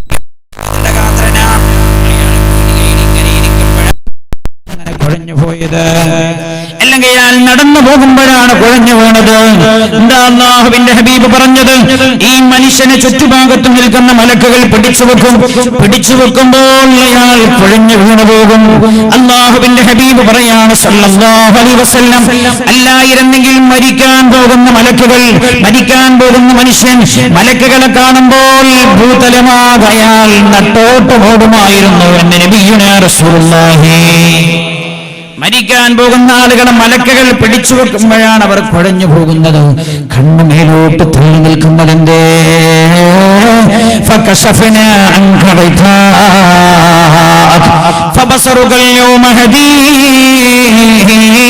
മരിക്കുന്ന എത്രയോ ആളുടെ നമ്മൾ പോയി നിന്നിട്ടുണ്ട്, മരണം കണ്ടിട്ടുണ്ട്. പക്ഷെ അന്നൊന്നും അടുത്തുള്ള മലക്കുകൾ നമ്മൾ കണ്ടില്ല. മരിക്കുന്ന മനുഷ്യനോട് ചേർന്ന് നിൽക്കുന്ന മലക്കിനെ നമ്മൾ കണ്ടില്ല. നമ്മൾ മരിക്കാൻ പോകുമ്പോഴാണ് അവരെ കാണാറുള്ള മൂർച്ച നിങ്ങളുടെ കണ്ണിന് ഞാൻ നൽകുന്നത് എന്ന് പ്രപഞ്ചനാഥനായ അല്ലാഹു പറയാൻ. മരിക്കുന്നതോടുകൂടെ കണ്ണിന് മൂർച്ച വരുമെന്ന് പരിശുദ്ധമായ ഖുർആൻ.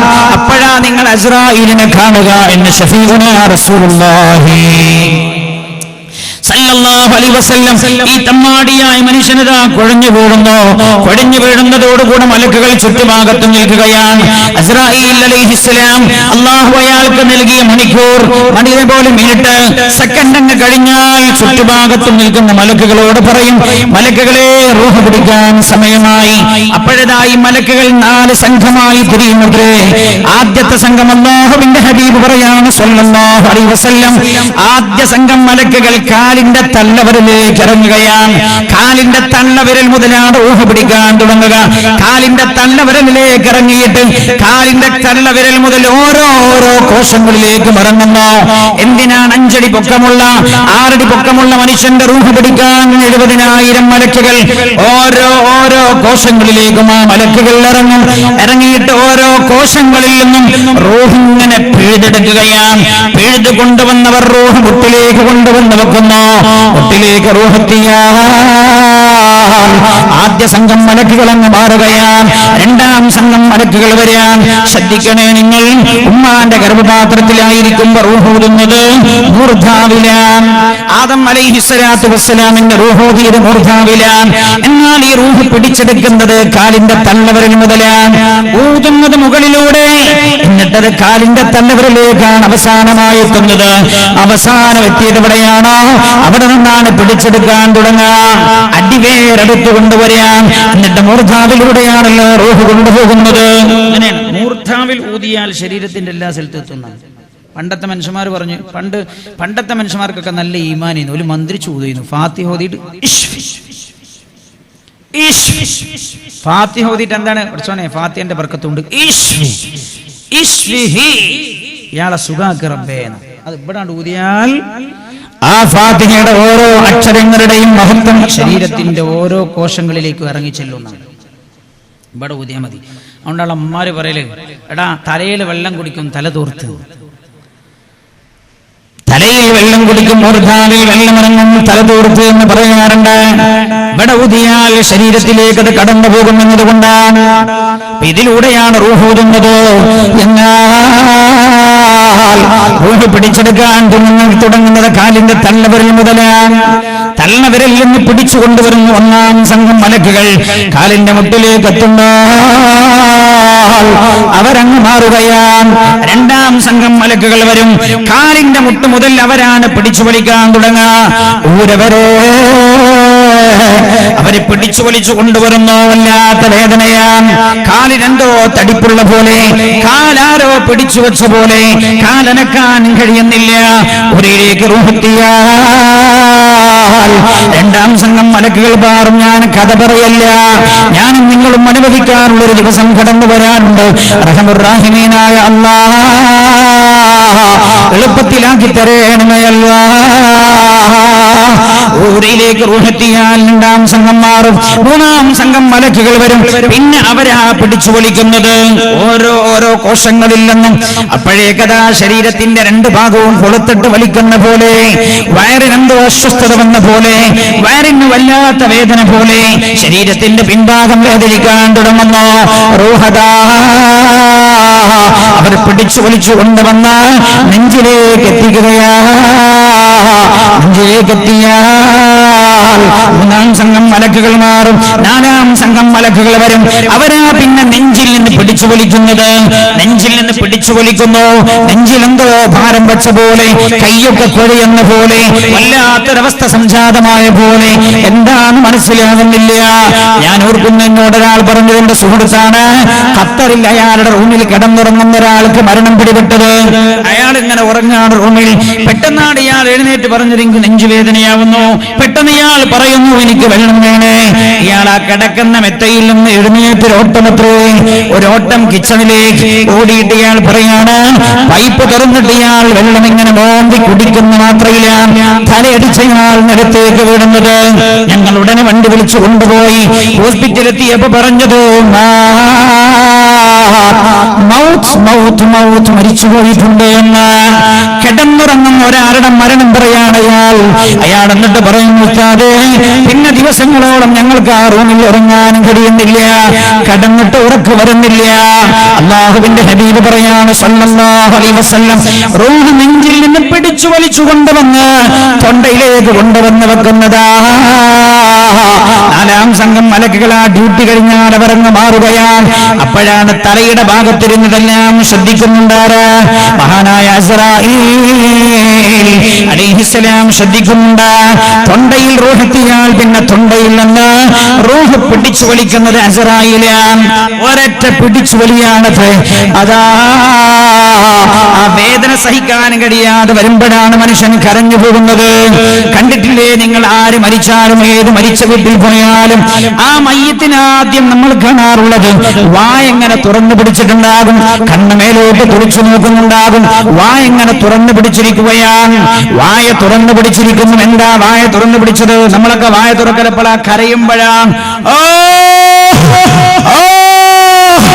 കരയുകയാണ്. പക്ഷേ ശബ്ദം വെളിയിലേക്ക് വരാത്തത് കൊണ്ടാണ്. എന്റെ ശബ്ദം വെളിയിലേക്ക് വരാത്തത് റഹ്മാനായ അല്ലാഹുവിന്റെ കാരുണ്യമാ. ആ മരിക്കുന്ന ആൾ കരയുന്ന ശബ്ദം ജീവിച്ചിരിക്കുന്നവരെ കേട്ടെങ്കിൽ ഹൃദയം പൊട്ടി മരിച്ചുപോയേനെ. ഹൃദയം പൊട്ടിയ ജീവിച്ചിരിക്കുന്നവർ മരിക്കാൻ പോകുന്ന മനുഷ്യന്റെ ചുറ്റുഭാഗത്തുമുള്ളവർ മരിച്ചുപോയേനെ. റഹ്മാനായ അല്ലാഹുവിന്റെ റഹ്മത്തിന്റെ ഭാഗമാണത്. ശബ്ദം കേൾക്കുന്നില്ല, ആ ആംഗ്യമാണ് കാണുന്നതിന്റെ.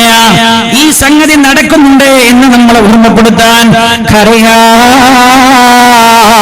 വായ തുറന്നു പിടിച്ചിരിക്കുകയാണ്. വല്ലാത്ത കരച്ചില.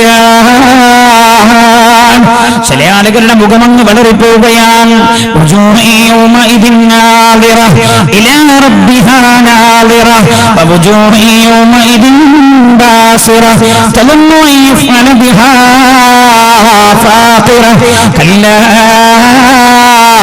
إذا بلغت التراقي وقيل من راق وظن أنه الفراق والتفت الساق بالساق إلى ربك يومئذ المساق فلا صدق ولا صلى ولكن كذب وتولى ثم ذهب إلى أهله يتمطى أولى لك فأولى ثم أولى لك فأولى أيحسب الإنسان أن يترك سدى ألم يكن نطفة من مني يمنى ثم كان علقة فخلق فسوى فجعل منه الزوجين الذكر والأنثى أليس ذلك بقادر على أن يحيي الموتى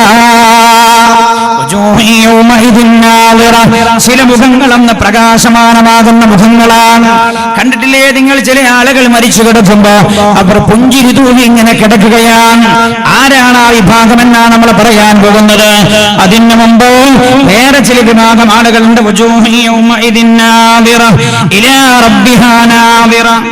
സ്ത്രീകളുടെ ഭാഗത്ത് ചിലർ കസേരകൾ കാല് വെക്കാനും ബാഗ് വെക്കാനും എടുത്തിട്ടുണ്ട്.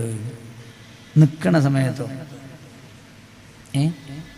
കുറേ ആളുകൾ നിൽക്കുന്നുണ്ട്. അപ്പം നിങ്ങൾ കാല് വെക്കണതൊരു സുഖമില്ലല്ലോ. കസാല ഇരിക്കാനാണ്, ആരും ഇല്ല. കാലി എന്നെങ്കിലും പിന്നെ കാലും ബാഗും ഒക്കെ വെക്കണേൽ കുഴപ്പമില്ലേ. കാല് വെക്കണ കസാലൊക്കെ ഒന്ന് കാലിയാക്കി കൊടുക്കണം എന്ന് ഓർമ്മപ്പെടുന്നു. അങ്ങനല്ലേ നിങ്ങൾ വിഷയിടുമ്പോഴും അങ്ങനെയാണല്ലോ പറയാം.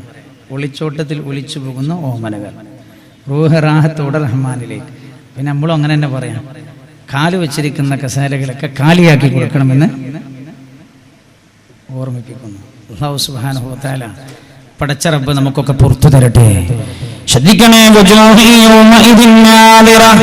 ചില മുഖങ്ങൾ അന്ന് പ്രകാശമാനമാകുന്ന മുഖങ്ങളാണ്, പുഞ്ചിരി തൂകുന്ന മുഖങ്ങളാണ്. എന്തേത് പ്രകാശമാനമാവാൻ കാരണം? അവരുടെ റബ്ബിലേക്ക് നോക്കിയിട്ടാണ്.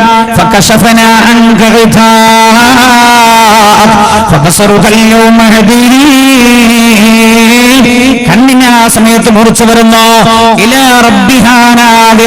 മശ്ശറയിലെ പരലോകത്തെ രംഗമാ പറയുന്നത്. എന്നാൽ അല്ലാഹു നൽകുന്ന അനുഭൂതികൾ കാണുമ്പോൾ ചില മുഖങ്ങളതാ പ്രകാശമാനമാവുകയാണ്.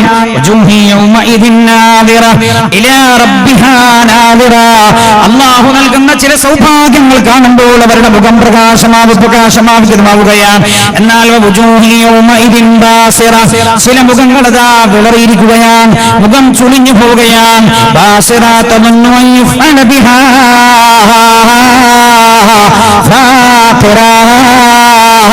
വല്ല പ്രയാസവും വല്ല അപകടങ്ങളും അവരെ പിടികൂടാൻ പോകുന്ന പോലെ.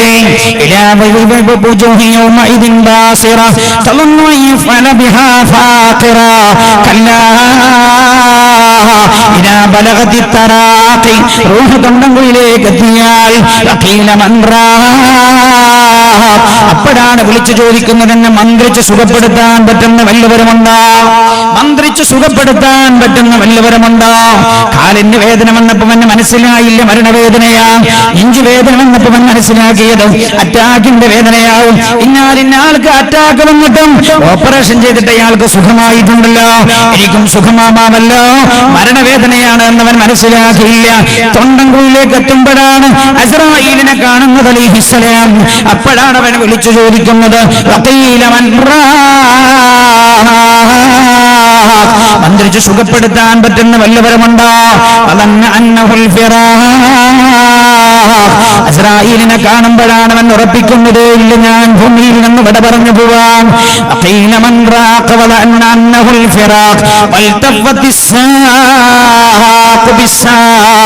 ഇതിലെ ഓരോ ആയത്തും മരിക്കുന്നവന്റെ ഓരോ രംഗം ഓർമ്മപ്പെടുത്തിയതാണ്. മരണമെന്ന വിഷയം നമ്മൾ വളരെ കൊല്ലങ്ങൾക്ക് മുമ്പ് പറഞ്ഞു പോയത് കൊണ്ടാണ് ഞാനത് ആവർത്തിക്കാത്തത്. അല്ലാഹു സുബ്ഹാനഹു വ തആല നല്ല മരണം നൽകപ്പെടുന്നവരിൽ നമ്മൾ ഉൾപ്പെടുത്തട്ടെ.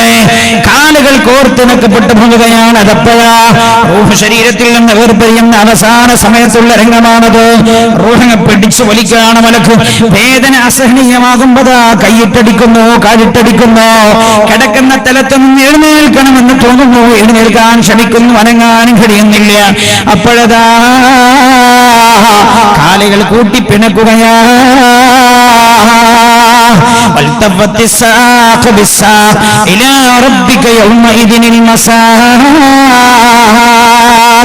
അവന്റെ റബ്ബിലേക്ക് അവനെ കൊണ്ടുപോകാൻ വന്നതാ മലക്കുകൾ. അല്ലാഹുവിലേക്കാണ് അവൻ തിരിച്ചു പോകുന്നത്. പക്ഷേ റാഹത്തോടെയില്ല അവന്റെ പോക്ക്.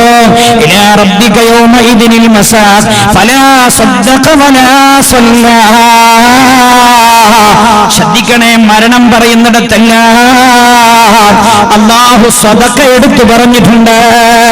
പരിശുദ്ധ ഖുർആനാണ് എന്റെ പ്രിയമുള്ളവരെ. അസ്രായീലിനെ കാണുമ്പോഴായി അവൻ മനസ്സിലാക്കുന്നത്, പഠിച്ചോനെ, നിന്റെ ദീനിന്റെ കാര്യത്തിൽ പലപ്പോഴും ചോദിച്ചപ്പോ ഞാൻ കൊടുത്തില്ലല്ലോ അല്ലാഹ്. ഞാൻ അവൻ സ്വതക്ക ചെയ്തില്ലല്ലോ, നിസ്കരിക്കുകയും ചെയ്തില്ലല്ലോ. പഠിച്ചോനെ, എന്റെ കാര്യം മുഴുവൻ ഞാൻ നഷ്ടപ്പെടുത്തിയല്ലോ അല്ലാഹ്. എന്റെ സമ്പത്ത് മുഴുവൻ ഞാൻ വിട്ടേച്ചു പോകുന്നവരെന്നല്ലാതെ എനിക്ക് ഉപകാരപ്പെടുന്ന ഒന്നും ഞാൻ ചെയ്തില്ലല്ലോ അല്ലാഹ്. ഇത്ര നിസ്കാരങ്ങളാ ഞാൻ ഖലാക്കിയത്, നിസ്കാരങ്ങളുടെ കാര്യങ്ങൾ ഞാൻ ശ്രദ്ധിച്ചില്ലല്ലോ അല്ലാഹ്. മംഗളത്തിന്റെ ദിവസമാണെങ്കിൽ പോലും മംഗളത്തിന്റെ ദിവസങ്ങളിൽ ആ ചോറ്ററയിൽ നിന്ന് ഭക്ഷണം കൊടുക്കുന്ന സ്ഥലത്ത് 3-4 മണിക്കൂർ ഞാൻ കഷ്ടപ്പെട്ടിട്ടുണ്ട്. പക്ഷേ ആ കട്ടപ്പാട് പോലുമില്ലല്ലോ ളുഹർ നിസ്കരിക്കാൻ. ഞാനന്ന് ളുഹർ നിസ്കരിച്ചില്ലല്ലോ, നിസ്കാരം ഞാൻ പരിഗണിച്ചില്ലല്ലോ. കുട്ടിയെ മാറ്റിക്കാൻ പോകുന്ന സമയം എനിക്ക് ളുഹറും അസറും മഗ്രിബും നഷ്ടമായല്ലോ. എല്ലാ മരിക്കാൻ കിടക്കുമ്പോഴാ വിളിച്ചു പറയാ, ഫലാ സദ്ദഖ വലാ സല്ലാ. അല്ലാഹുവിന്റെ മാർഗത്തിൽ സംഭാവന ചോദിച്ചപ്പോൾ കൊടുക്കാൻ കഴിഞ്ഞില്ലല്ലോ, മടി കാണിച്ചല്ലോ, നിസ്കാരം പരിഗണിച്ചില്ലല്ലോ.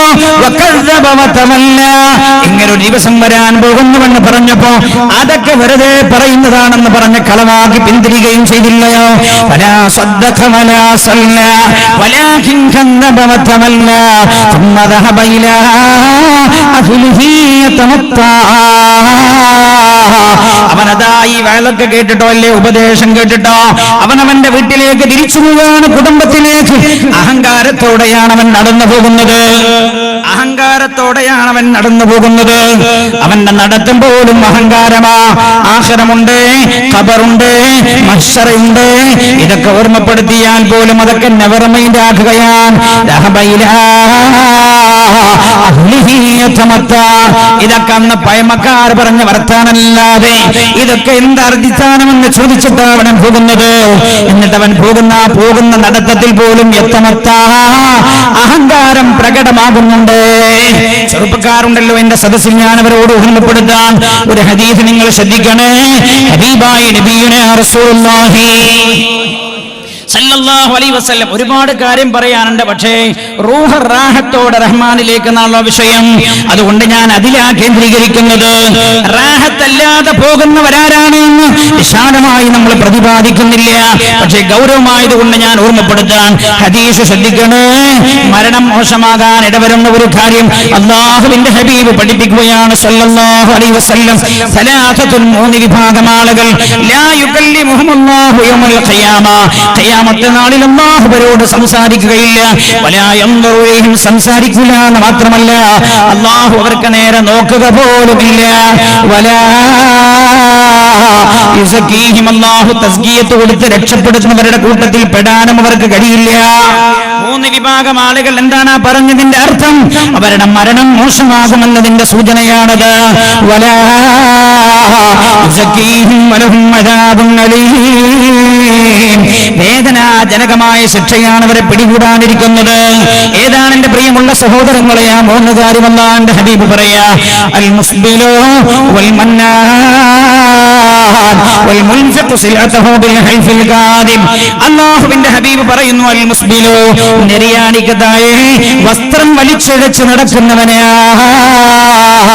എന്റെ പൊന്നു സഹോദരാ, പൊന്നു ഇക്കാക്കമാരെ, പൊന്നു അനുജന്മാരെ, നിര്യാണിക്കതായ വസ്ത്രമിറങ്ങിയതുകൊണ്ട് ഇസ്ലാമിന് എന്ത് സംഭവിക്കാൻ എന്ന് ചോദിക്കരുത്. അതിത്ര ഗൗരവമോ എന്ന് ചോദിക്കരുത്. വേദനാജനകമായ ശിക്ഷയുടെ ഉടമസ്ഥരാണവർ എന്ന് അല്ലാഹുവിന്റെ ഹബീബ്. മരണം മോശമാകുമെന്നതിന്റെ സൂചനയാണ്. അൽ മുസ്ബിലോ, നിര്യാണിക്കതായ വസ്ത്രമിറങ്ങി കൊടുത്തവരാണ് എന്ന് നബിയുനാ റസൂലുള്ളാഹി. ഒരു വിഭാഗം അവരാണ്. ഒരിക്കലും ചെറുപ്പക്കാരൻ ഞാനിത് പറഞ്ഞപ്പോ എന്നോട് ചോദിച്ചതാണ്, ഉസ്താദേ, നിര്യാണിക്കതായ വസ്ത്രം ഇറങ്ങി എന്നുള്ളതുകൊണ്ട് ദീനിനെന്ത് പറ്റാനാണ്? ദീനിനെന്ത് പറ്റാനാണ്? ജീവിതം തന്നെ പരീക്ഷണത്തിനാണ് നമ്മൾ പറഞ്ഞല്ലോ. പുരുഷനോട് കയറ്റി വിടുകാൻ പറഞ്ഞു, പെണ്ണിനോട് താഴ്ത്തിയിടാൻ പറഞ്ഞു. ഇതൊക്കെ പറഞ്ഞത് ഒരേ റബ്ബ് തന്നെയാണ്. നിസ്സാരമായി കാണരുത്, ആഖിറത്ത് മോശമാകാൻ ഇടവരുമേ. അതുകൊണ്ട് ഞാൻ ഓർമ്മപ്പെടുത്തുന്ന ഉപ്പമാരോടും ഉമ്മമാരോടും ആൺമക്കൾക്ക് ഡ്രസ്സ് വാങ്ങിക്കൊടുക്കുമ്പോൾ, അവർ വാങ്ങുമ്പോൾ ശ്രദ്ധിക്കാൻ പറയണേ. ആഖിറത്തിന്റെ കാര്യമാണ്. അല്ലാഹു തന്നെ പറയാണ്,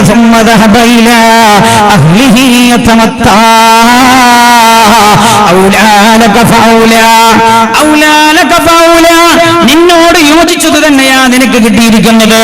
നീ ജീവിതത്തിൽ അങ്ങനെയുള്ള നടപടിക്രമങ്ങളുമായി ജീവിച്ച ആളാ, അതുകൊണ്ട് നിനക്ക് യോജിച്ചതാ നിനക്ക് ജീവിതത്തിൽ കിട്ടിയത്.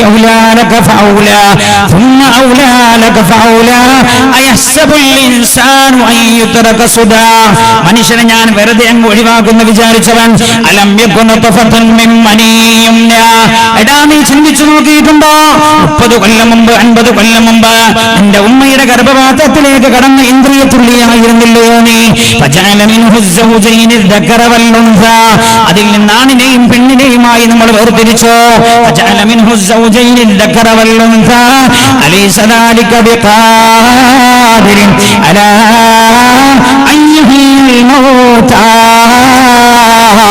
ആ റബ്ബിനെ നീ മരിച്ചു കഴിഞ്ഞതിന് ശേഷം പിന്നെ നിന്നെ മണ്ണിൽ നിന്ന് തിരിച്ചു കൊണ്ടുവരാനും കഴിയുകയില്ല എന്നാണോ നിന്റെ ധാരണ?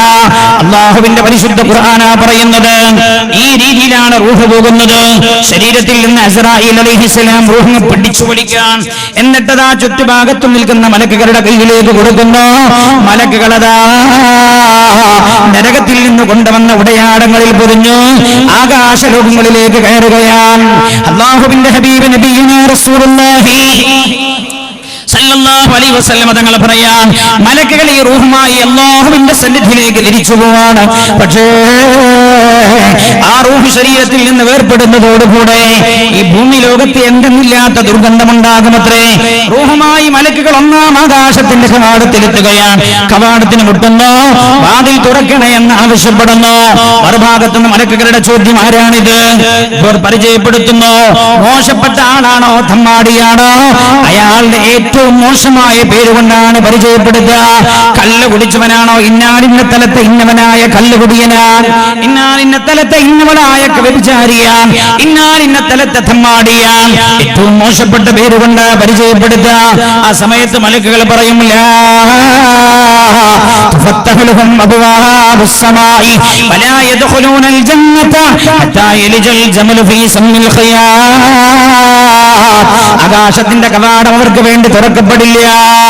ആ സമയത്ത് ഈ റൂഹുമായി പോകുന്ന മലക്കുകൾ ദേഷ്യം പിടിച്ചിട്ട് ഒരൊറ്റയേറാണത്ര ഭൂമിയിലേക്ക് എറിയുമ്പോഴാണ് ഈ ആത്മാവ് ഈ ശരീരം കിടക്കുന്ന തലവുമായി ടച്ചായത് ഭൂമിയുടെ അടിഭാഗത്തേക്ക് പോവുകയാണ്.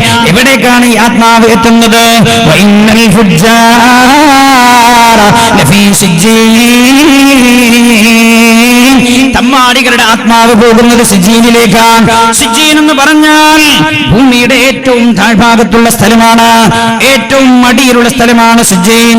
ഭൗതിക ശാസ്ത്രം പറയുന്നുണ്ടല്ലോ, ഭൂമിക്കടിയിലുള്ളത് ശക്തമായ ലാവകളാണ്, തീജ്വാലകളാണ്. തീ ഇങ്ങനെ വെന്തു മറയുകയാണ് ഭൂമിയുടെ അടിഭാഗത്ത്. ശാസ്ത്രം തന്നെ പറയുന്നുണ്ട്, ഭൂമിക്കടിയിൽ ഒരു ലാവയുണ്ടത്രേ.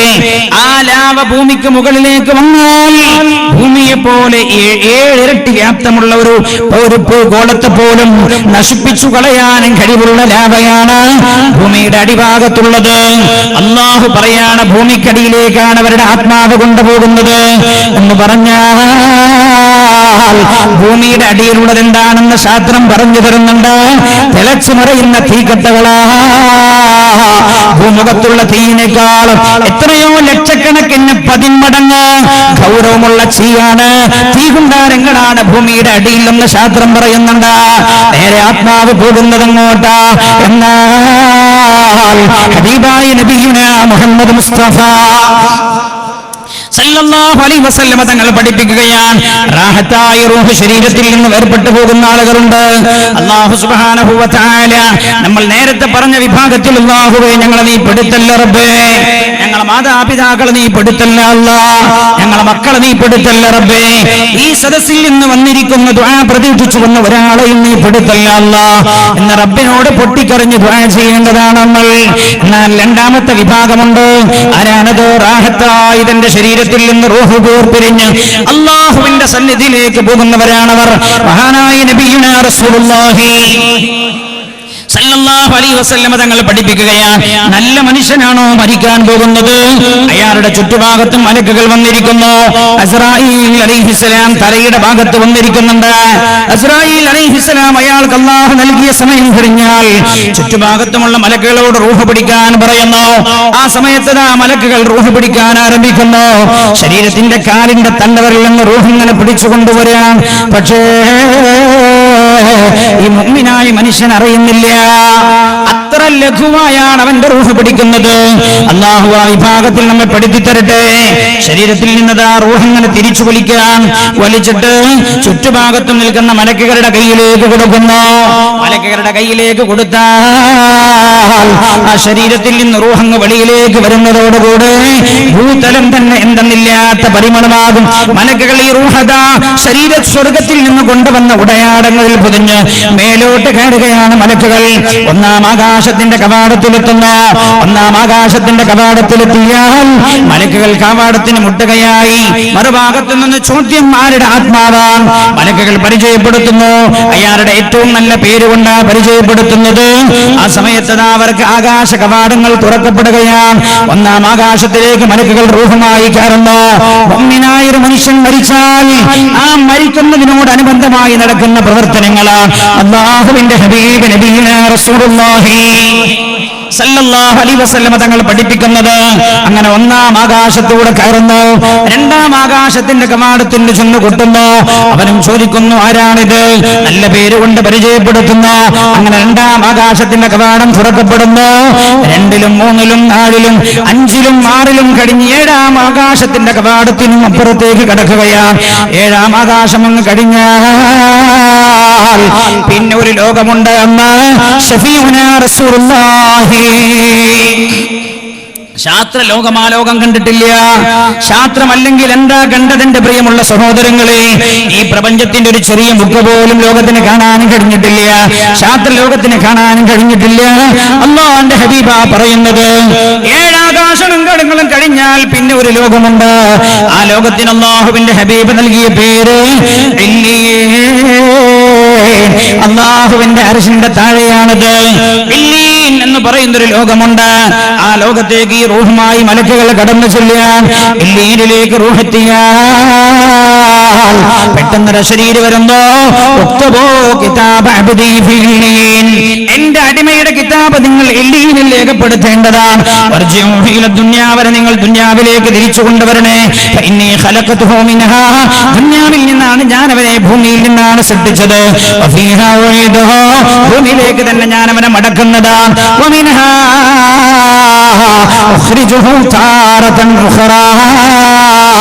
ഭൂമിയിൽ നിന്നൊരിക്കൽ കൂടെ ഞാൻ അവനെ തിരിച്ചു മടക്കുന്നതാണ് എന്ന് അള്ളാഹുവിന്റെ അശരീരി വരുമ്പോ മലക്കുകളതാ ഇല്ലീനിലേക്ക് ഈ ആത്മാവുമായി കടന്നു ചെല്ലാൻ ഈ ആത്മാവ് നബിയുനാ റസൂലുള്ളാഹി സ്വല്ലല്ലാഹു അലൈഹി വസല്ലം തങ്ങൾ പറയാണ്, ഈ ആത്മാവ് ചെല്ലുമ്പോൾ ഇയാളുടെ മുമ്പേ മരിച്ചു നേരത്തെ ഇല്ലീനിൽ എത്തിച്ചേർന്ന ആത്മാക്കൾ ഉണ്ടല്ലോ, ആ ആത്മാക്കൾ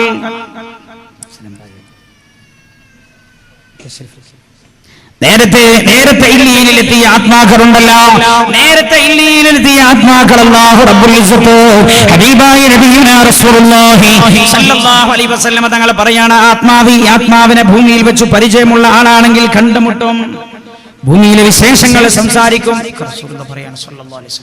ദുബായിൽ പോയ അങ്ങനല്ലേ, ദുബായിക്ക് പോണതിന് മുമ്പ് എന്നെ ഇവിടുന്ന് വിളിച്ചു പറയും ഞാൻ വരണ്ടേ, എയർപോർട്ടിൽ വേണേ. അവിടെ ചെന്നാ പിന്നെ നാട്ടുകാരൊക്കെ ഒന്ന് കാണും. അതേപോലെ ഭൂമിയിൽ വെച്ച് പരിചയമുള്ള റൂഹാണ്. ആ റൂഹ് ഇല്ലീനിലേക്ക് ചെന്നാൽ ഇല്ലീനുള്ള ആളുകൾ കണ്ടുമുട്ടുകയാണ് നേരത്തെ പരിചയമുള്ളവരെ. ഭൂമിയിലെ വിശേഷങ്ങളൊക്കെ അവർ അങ്ങോട്ടും ഇങ്ങോട്ടും പറയുന്ന ചോദിക്കോത്രേ, എന്താ ഭൂമിയിലെ വിവരം, അബൂക്കരാജിന്റെ വിവരം എന്താ, അസീനാജിന്റെ വിവരം എന്താ, ഇബ്രാഹിം കുട്ടിക്കാരന്റെ വിവരം എന്താ, ഓരോന്ന് ചോദിക്കും. അപ്പൊ അങ്ങനെ ചോദിച്ചിട്ട് ഒരാളെ കുറിച്ച് ചോദിക്കും. അപ്പൊ പറയാ അയാൾ പോന്നല്ലോ, എന്റെ മുമ്പേ ഒരാഴ്ച മുമ്പ് പോന്നിട്ടുണ്ടല്ലോ. ഇയാൾ പറയും ഇവിടെ എത്തിയിട്ടില്ലല്ലോ. അപ്പോഴാണ് ഇയാൾ പറയുന്നത്, എന്നാൽ മറ്റേ സ്ഥലത്തേക്കായിരിക്കും ആള് പോയിട്ടുണ്ടാവുക. ഇല്ലീനിൽ ആത്മാക്കൾ തമ്മിൽ സംസാരം നടക്കുന്നുണ്ട് എന്ന് നബിയുനാ സയ്യിദുനാ റസൂലുള്ളാഹി. അതാണ് ഇല്ലീൻ എന്ന് പറയുന്ന ലോകം. അതാണ് വൈന്നൽ അബ്റാറ ലഫീ ഇല്ലീൻ. നല്ല മനുഷ്യരുടെ ആത്മാവ് ഇല്ലീനിലാണ് എത്തിച്ചേരുന്നത്. അല്ലാഹുവിന്റെ ഹബീബ് പറയാണ്, നബിയുനാ മുഹമ്മദ് മുസ്തഫ സല്ലല്ലാഹു അലൈഹി വസല്ലം തങ്ങൾ പറയുന്നു, ഈ മരിച്ച മനുഷ്യന്റെ വീട്ടിൽ നിന്ന് അയാളെ കുളിപ്പിച്ച് കഫൻ ചെയ്ത് മയ്യത്ത് കട്ടിലിൽ വെച്ച് ഈ മുഅ്മിനായ മനുഷ്യനെ ഖബറിലേക്ക് കൊണ്ടുവരുന്ന ഖബറിനോട് ഈ ശരീരം അടുക്കുമ്പോഴേ ഖബർ ഇങ്ങനെ വിളിച്ചു പറയുന്നുണ്ടാകുമത്രേ. ഖബർ ഇങ്ങനെ സ്വാഗതം ചെയ്യും ഈ മുഅ്മിനായ മനുഷ്യനെ. ഭൂമി സ്വാഗതം ചെയ്യുന്നതാണ് നമുക്ക് തിരിയാത്തോണ്ടാണ്. ഇപ്പൊ ഭൂമിയുടെ വർത്താനം നമുക്ക് കേൾക്കാൻ കഴിയാത്തോണ്ടാ ഭൂമി ഇപ്പോഴും സംസാരിക്കുന്നുണ്ടാണ്. എന്താ സംസാരിക്കുന്നത്? ഇബ്നു ആദം, ഓ മനുഷ്യ, തദ്ഹകു വലാ തഹരി, നിങ്ങൾ ചിരിച്ചു കളിച്ച് നടക്കണടാ. വസതസീറു ഇലാ ബത്നി, അടുത്ത 7-ാം തീയതി എന്റെ അകത്ത് വന്ന് കിടക്കേണ്ട ആളല്ലടാ. ഇങ്ങനെ ചിരിച്ചു കളിച്ച് നടക്കണോ? തഫറഹു വലാ തഹരി വസതഹ്സുനു ഫീ ബത്നി, ഭൂമി നിങ്ങളുടെ ഉമ്മയാണ് എന്ന് നബിയുനാ റസൂലുള്ളാഹി. ഉമ്മ പറയുന്ന പോലെ, മോളെ പുസ്തകം എടുത്ത് വായിക്കും മോളെ, എസ്എൽസിക്ക് തോറ്റുപോകില്ല മോളെ, പൊതുപരീക്ഷയ്ക്ക് തോറ്റുപോകില്ല മോളെ. ഉമ്മ മോളോട് പറയുന്ന പോലെ നിങ്ങളുടെയൊക്കെ ഉമ്മയാണ് ഭൂമി. ഭൂമി നിങ്ങളോട് പറയുന്നുണ്ട്, തഫറഹു വലാ തഹരി വസതഹ്സുനു ഫീ ബത്നി. എടാ, ചിരിച്ചു കളിച്ച് പഠിച്ചു പൊളിക്കാനുള്ളതല്ല ജീവിതം. നീ നാളെ എന്റെ അകത്തലത്ത് വന്ന് കരയേണ്ടി വരില്ലടാ. അതുകൊണ്ട് ശ്രദ്ധിക്കടാ എന്ന് ഭൂമിയായി നമ്മുടെ ഉമ്മ നമ്മളോട് വിളിച്ചു പറയുന്നുണ്ട്. ആരാ പറഞ്ഞു തരുന്ന? ലോകത്തിന്റെ ഗുരു മുഹമ്മദ് മുസ്തഫ സല്ലല്ലാഹു അലൈഹി വസല്ലം. അല്ലാഹുവിന്റെ ഹബീബ് പിന്നെയും പറയാ, തൈകുലുൽ അൽവാന അലാ ലഹരി എടാ, നീ ഇഷ്ടമുള്ള ഭക്ഷണം യഥേഷ്ടം കഴിച്ചു നടക്കുകയാണോ? നിന്നെ തിന്നാനായി എന്റെ അകത്ത് പുഴുക്കൾ കാത്തിരിക്കുന്നുണ്ടല്ലോ എന്ന് ഉമ്മയായി ഭൂമി വിളിച്ചു പറഞ്ഞു തരുമത്രേ. അല്ലാഹുവിന്റെ ഹബീബ് പറയാണ് സല്ലല്ലാഹു അലൈഹി വസല്ലം, മുഅ്മിനായ മനുഷ്യനെ ഖബറിലേക്ക് എത്തുമ്പോൾ ഭൂമി അയാളെ സ്വാഗതം ചെയ്യുന്നു. ഇയാളുടെ മയ്യത്ത് ഖബറിന്റെ അടുത്തിറക്കി വെച്ചു. അയാളുടെ മയ്യത്ത് ഖബറിലേക്ക് താഴ്ത്തുകയാണ്. ഖബറിന് എന്തൊരു സന്തോഷമാണ്. കാരണം അല്ലാഹുവിനെ അനുസരിച്ചവനാണ്, അയാളുടെ പാർട്ടിക്കാരനാണ്. അയാളുടെ ഭൂമിയുടെ പാർട്ടി, രണ്ടാളും പാർട്ടി ഒന്നാ. കാരണം ഭൂമി ഏഴ് ആകാശവും ഭൂമിയും അല്ലാഹുവിനെ തസ്ബീഹ് ചൊല്ലുന്നുണ്ട്. ഇയാളും അല്ലാഹുവിനെ ഓർത്ത് ജീവിച്ച ആളാ. അതുകൊണ്ട് രണ്ടാളും ഒരു വിഭാഗത്തിൽപ്പെട്ട ആളാ. തന്റെ പാർട്ടിക്കാരനെ സ്വീകരിക്കാൻ ഭൂമിക്ക് എന്തൊരു സന്തോഷമാണ്. ഹബീബായ നബിയുന മുഹമ്മദ് മുസ്തഫ സല്ലല്ലാഹു അലൈഹി വസല്ലം തങ്ങൾ പറയാം, അങ്ങനെ ഇല്ലീനിലേക്ക്, അല്ലാഹുവിന്റെ സന്നിധിയിലേക്ക്, ഞാൻ പറഞ്ഞല്ലോ അർശിന്റെ ചുവട്ടിലാണ് ഇല്ലീൻ. ആ ഇല്ലീനിലേക്ക് എത്തിയ റൂഹദ ഇല്ലീനിൽ നിൽക്കുന്നു. അതേപോലെ തന്നെ ഭൂമിയുമായി ടച്ചാകുന്നു, ഭൂമിയുള്ള ശരീരവുമായി ടച്ചാവുകയാണ്.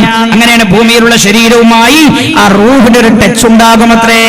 ഞങ്ങളോട് ചോദിക്കട്ടെ, ഖത്തറിലുള്ള നിങ്ങളുടെ ഭർത്താവുമായി നിങ്ങൾക്ക് ടച്ച് ഇല്ലേ? ടച്ച് ഉണ്ടോ എന്ന് വെച്ചാൽ നിങ്ങൾ പറയും, ഉസ്താദേ വയലിന് വരുമ്പോഴും ഞാൻ വിളിച്ചിട്ട് പോകട്ടെ എന്ന് ചോദിച്ചിട്ടാ വന്നത്. ഫോൺ മുഖേനയാണ് നിങ്ങളുടെ ആ ടച്ച്, മെയിൽ മുഖേനയാണ് നിങ്ങളുടെ ആ ടച്ച്, അതേപോലെ ഫേസ്ബുക്ക് മുഖേനയാണ് നിങ്ങളുടെ ആ ടച്ച്, അതേപോലെ വാട്സപ്പ് മുഖേനയില്ലേ നിങ്ങളുടെ ടച്ച്. ഓൺലൈൻ ഉണ്ട് എന്ന് പറയില്ല നമ്മള്. ഓനിപ്പോ ഓൺലൈൻ ഉണ്ട് എന്ന് പറഞ്ഞാൽ എന്താ അർത്ഥം? ഖത്തറിലുള്ള ആൾ ഓൺലൈൻ ഉണ്ട് എന്ന് പറഞ്ഞാൽ എന്താ അതിന്റെ അർത്ഥം? നമുക്കതൊന്നും തിരിഞ്ഞിട്ടില്ലേന്നോ? നമ്മൾ ഈ സംവിധാനങ്ങളൊക്കെ ചെയ്തപ്പോ നമ്മൾ പറഞ്ഞു അതൊക്കെ സത്യമാണ്, അല്ലാഹു ചെയ്ത സംവിധാനങ്ങൾ നമ്മൾ ധിക്കരിച്ചു കളയുകയും ചെയ്തു, മറന്നു കളയുകയും ചെയ്തു. ഓൺലൈനിൽ ഉണ്ട് എന്ന് പറഞ്ഞാൽ എന്റെ ഭർത്താവിന് ഇപ്പൊ ഓൺലൈനിൽ കിട്ടുമെന്ന് പറഞ്ഞാൽ 4500 കിലോമീറ്ററുകൾക്ക് അപ്പുറത്ത് സൗദിയുടെ ഏതോ മുക്കുമൂലയിൽ കിടക്കുന്നതിന്റെ ഭർത്താവ് ഓൺലൈൻ ഉണ്ട് എന്ന് പറഞ്ഞാൽ അയാൾ ഇപ്പോൾ കേരളത്തിലുള്ള പോലെ ഇവിടുത്തെ എല്ലാ കാര്യങ്ങളും അറിയുന്നുണ്ട്. ഞാനും അയാളും ഈ സമയത്ത് ടച്ചാണ്, സംസാരിച്ചു കൊണ്ടിരിക്കുകയാണ്. ഇതേപോലെയാണ് ആത്മാവിനൊരു ബന്ധമുണ്ടത്രേ. ഭൂമിയിലെ ഈ ശരീരവുമായി ഒരു ബന്ധമുണ്ടാകും. അല്ലാഹുവിന്റെ ഹബീബ് നബിയുനാ റസൂലുള്ളാഹി സല്ലല്ലാഹു അലൈഹി വസല്ലം തങ്ങൾ പറയുകയാണ്, അങ്ങനെ ആത്മാ ശരീരം മണ്ണിലേക്ക് കൊണ്ടുപോയി വെക്കുന്നു.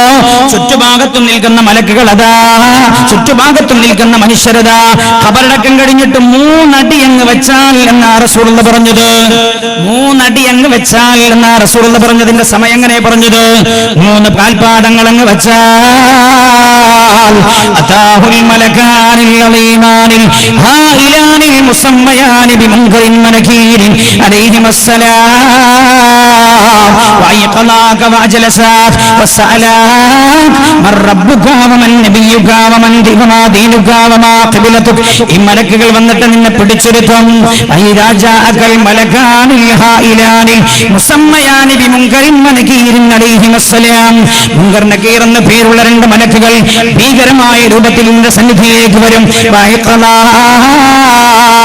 ഇങ്ങനെ അവർ ഉണർത്തുന്നതാണ്, നിന്നെ അവർ പിടിച്ചിരുത്തുന്നതാണ്.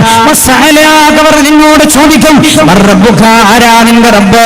മുഅ്മിനായ ആളാണ്. അയാൾ മറുപടി പറയുന്നു, റബ്ബി അല്ലാഹ്, എന്റെ റബ്ബ് അല്ലാഹുവാൻ എന്നയാൾ മറുപടി പറയുകയാണ്. 5 നേരം നിസ്കരിച്ച ആളാ, എപ്പോഴും ഇയാൾക്ക് ഈ ബോധമുള്ള ആളാ, അല്ലാഹുവാൻ എന്റെ റബ്ബ് എന്ന ബോധമുള്ള ആളാ. ഏത് സമയത്തും സഹോദരിമാര് കുറെ ആളുകൾ മഴ കൊണ്ട് നനയുന്നുണ്ട്. ഒന്നുകൂടെ നിങ്ങൾ അടുക്കണമെന്ന് ഞാൻ എങ്ങനെ പറയാൻ നിങ്ങൾക്കറിയില്ല. എന്നാലും അള്ളാഹുവിൻ്റെ ഹബീബ് പറഞ്ഞിട്ടുണ്ട്, നമ്മളൊന്ന് അടുക്കണമെന്ന് വിചാരിച്ചാൽ അടുക്കാൻ സ്ഥലം അള്ളാഹു തരുന്ന. ഹബീബായ നബിയുനാ റസൂലുള്ളാഹി സല്ലല്ലാഹു അലൈഹി വസല്ലം തങ്ങൾ, നബി സല്ലല്ലാഹു അലൈഹി വസല്ലം തങ്ങൾ പറയാൻ കാരണം എന്താ? ഇയാൾ എപ്പോഴും റബ്ബെന്ന ബോധമുണ്ടായ ആളാണ്. അല്ലാഹ് എന്നുള്ള ഉത്തരം പറയാൻ നമ്മളെ പരിശീലിപ്പിക്കലാണ് നിസ്കാരം. ശ്രദ്ധിക്കണേ, ആരാ വിജയിക്കുന്ന ആൾ? റൂഹ് റാഹത്തോടെ റഹ്മാനിലേ. ശ്രദ്ധിക്കണേ എന്റെ പ്രിയമുള്ളവരെ, നമ്മൾ വിഷയം പറയാൻ. ആരാണ് റാഹത്തോടെ അല്ലാഹുവിലേക്ക് തിരിച്ചു പോകുന്ന മുഅ്മിനാരാ? മഹാനായ നബിയുനാ റസൂലുള്ളാഹി സല്ലല്ലാഹു അലൈഹി വസല്ലം തങ്ങൾ പഠിപ്പിക്കാണ്. ഒന്ന്, ജീവിതത്തിൽ അല്ലാഹുവിനെ അനുസരിച്ചും അംഗീകരിച്ചും ജീവിച്ച ആളാണ്.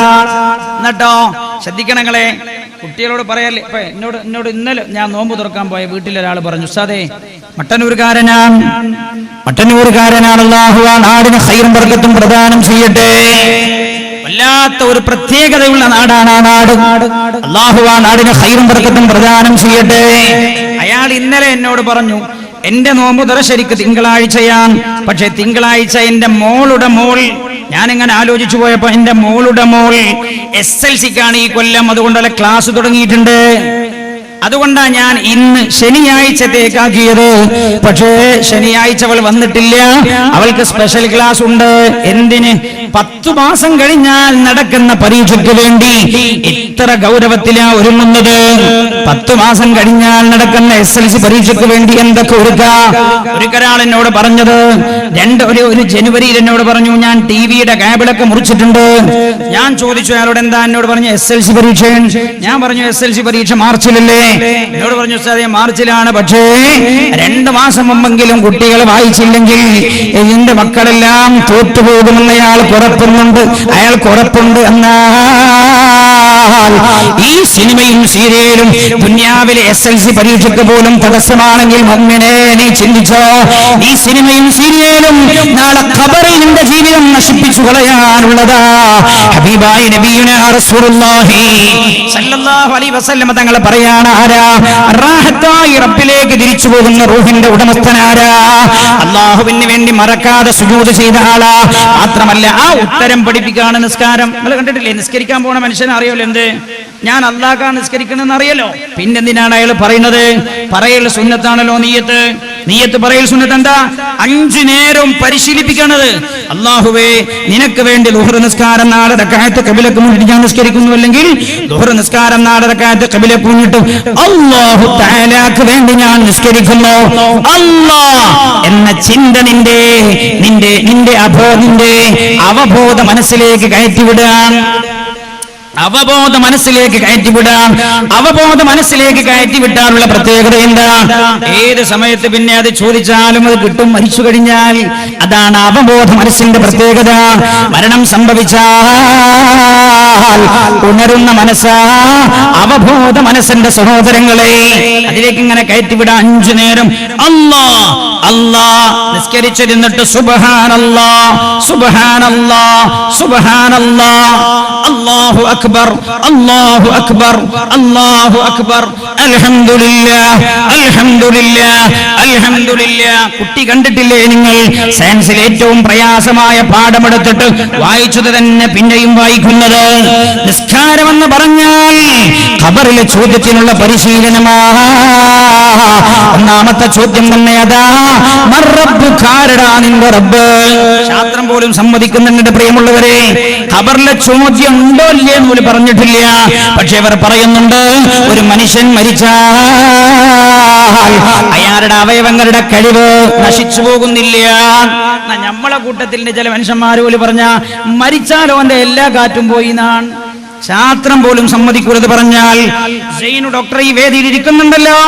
ഒരാൾ മരിച്ചു കഴിഞ്ഞാൽ വൈദ്യശാസ്ത്രത്തിന്റെ കയ്യിൽ നിങ്ങൾ അയാളെ കൊണ്ടുപോയി കൊടുക്ക്. അയാൾ ചോദിക്കും ഞാൻ കണ്ണ് ചുടുന്നെടുക്കട്ടെ. വൈദ്യശാസ്ത്രം ചോദിക്കും ഞാൻ കണ്ണ് ചുടുന്നെടുത്തോട്ടെയോ? നിങ്ങൾ ആ എന്ന സമ്മതം തന്നാൽ മരിച്ചിട്ട് 6 മണിക്കൂറിനിടയ്ക്ക് ഇയാളുടെ കണ്ണ് ചുടുന്നെടുത്താൽ ഇയാളുടെ കണ്ണ് വേറെ ഒരാളിൽ പ്രവർത്തിപ്പിക്കാൻ കഴിയുമെന്ന് ആരാ പറയുന്നത്? വൈദ്യശാസ്ത്രം. 6 മണിക്കൂർ മുമ്പ് മരിച്ച മനുഷ്യന്റെ കണ്ണെടുത്താൽ ആ കണ്ണ് വേറെ ഒരാളിൽ കാഴ്ച അതേപോലെ നിലനിൽക്കും. അപ്പൊ എന്താ മരണോ? നീ എന്താ പറഞ്ഞത്? മരിച്ചാ കാണൂല. നീ പറഞ്ഞു മരിച്ചാ കേൾക്കൂല. നീ പറഞ്ഞു മരിച്ചോന്റെ എല്ലാ കഥയും കഴിഞ്ഞു എന്നാ പറഞ്ഞത്.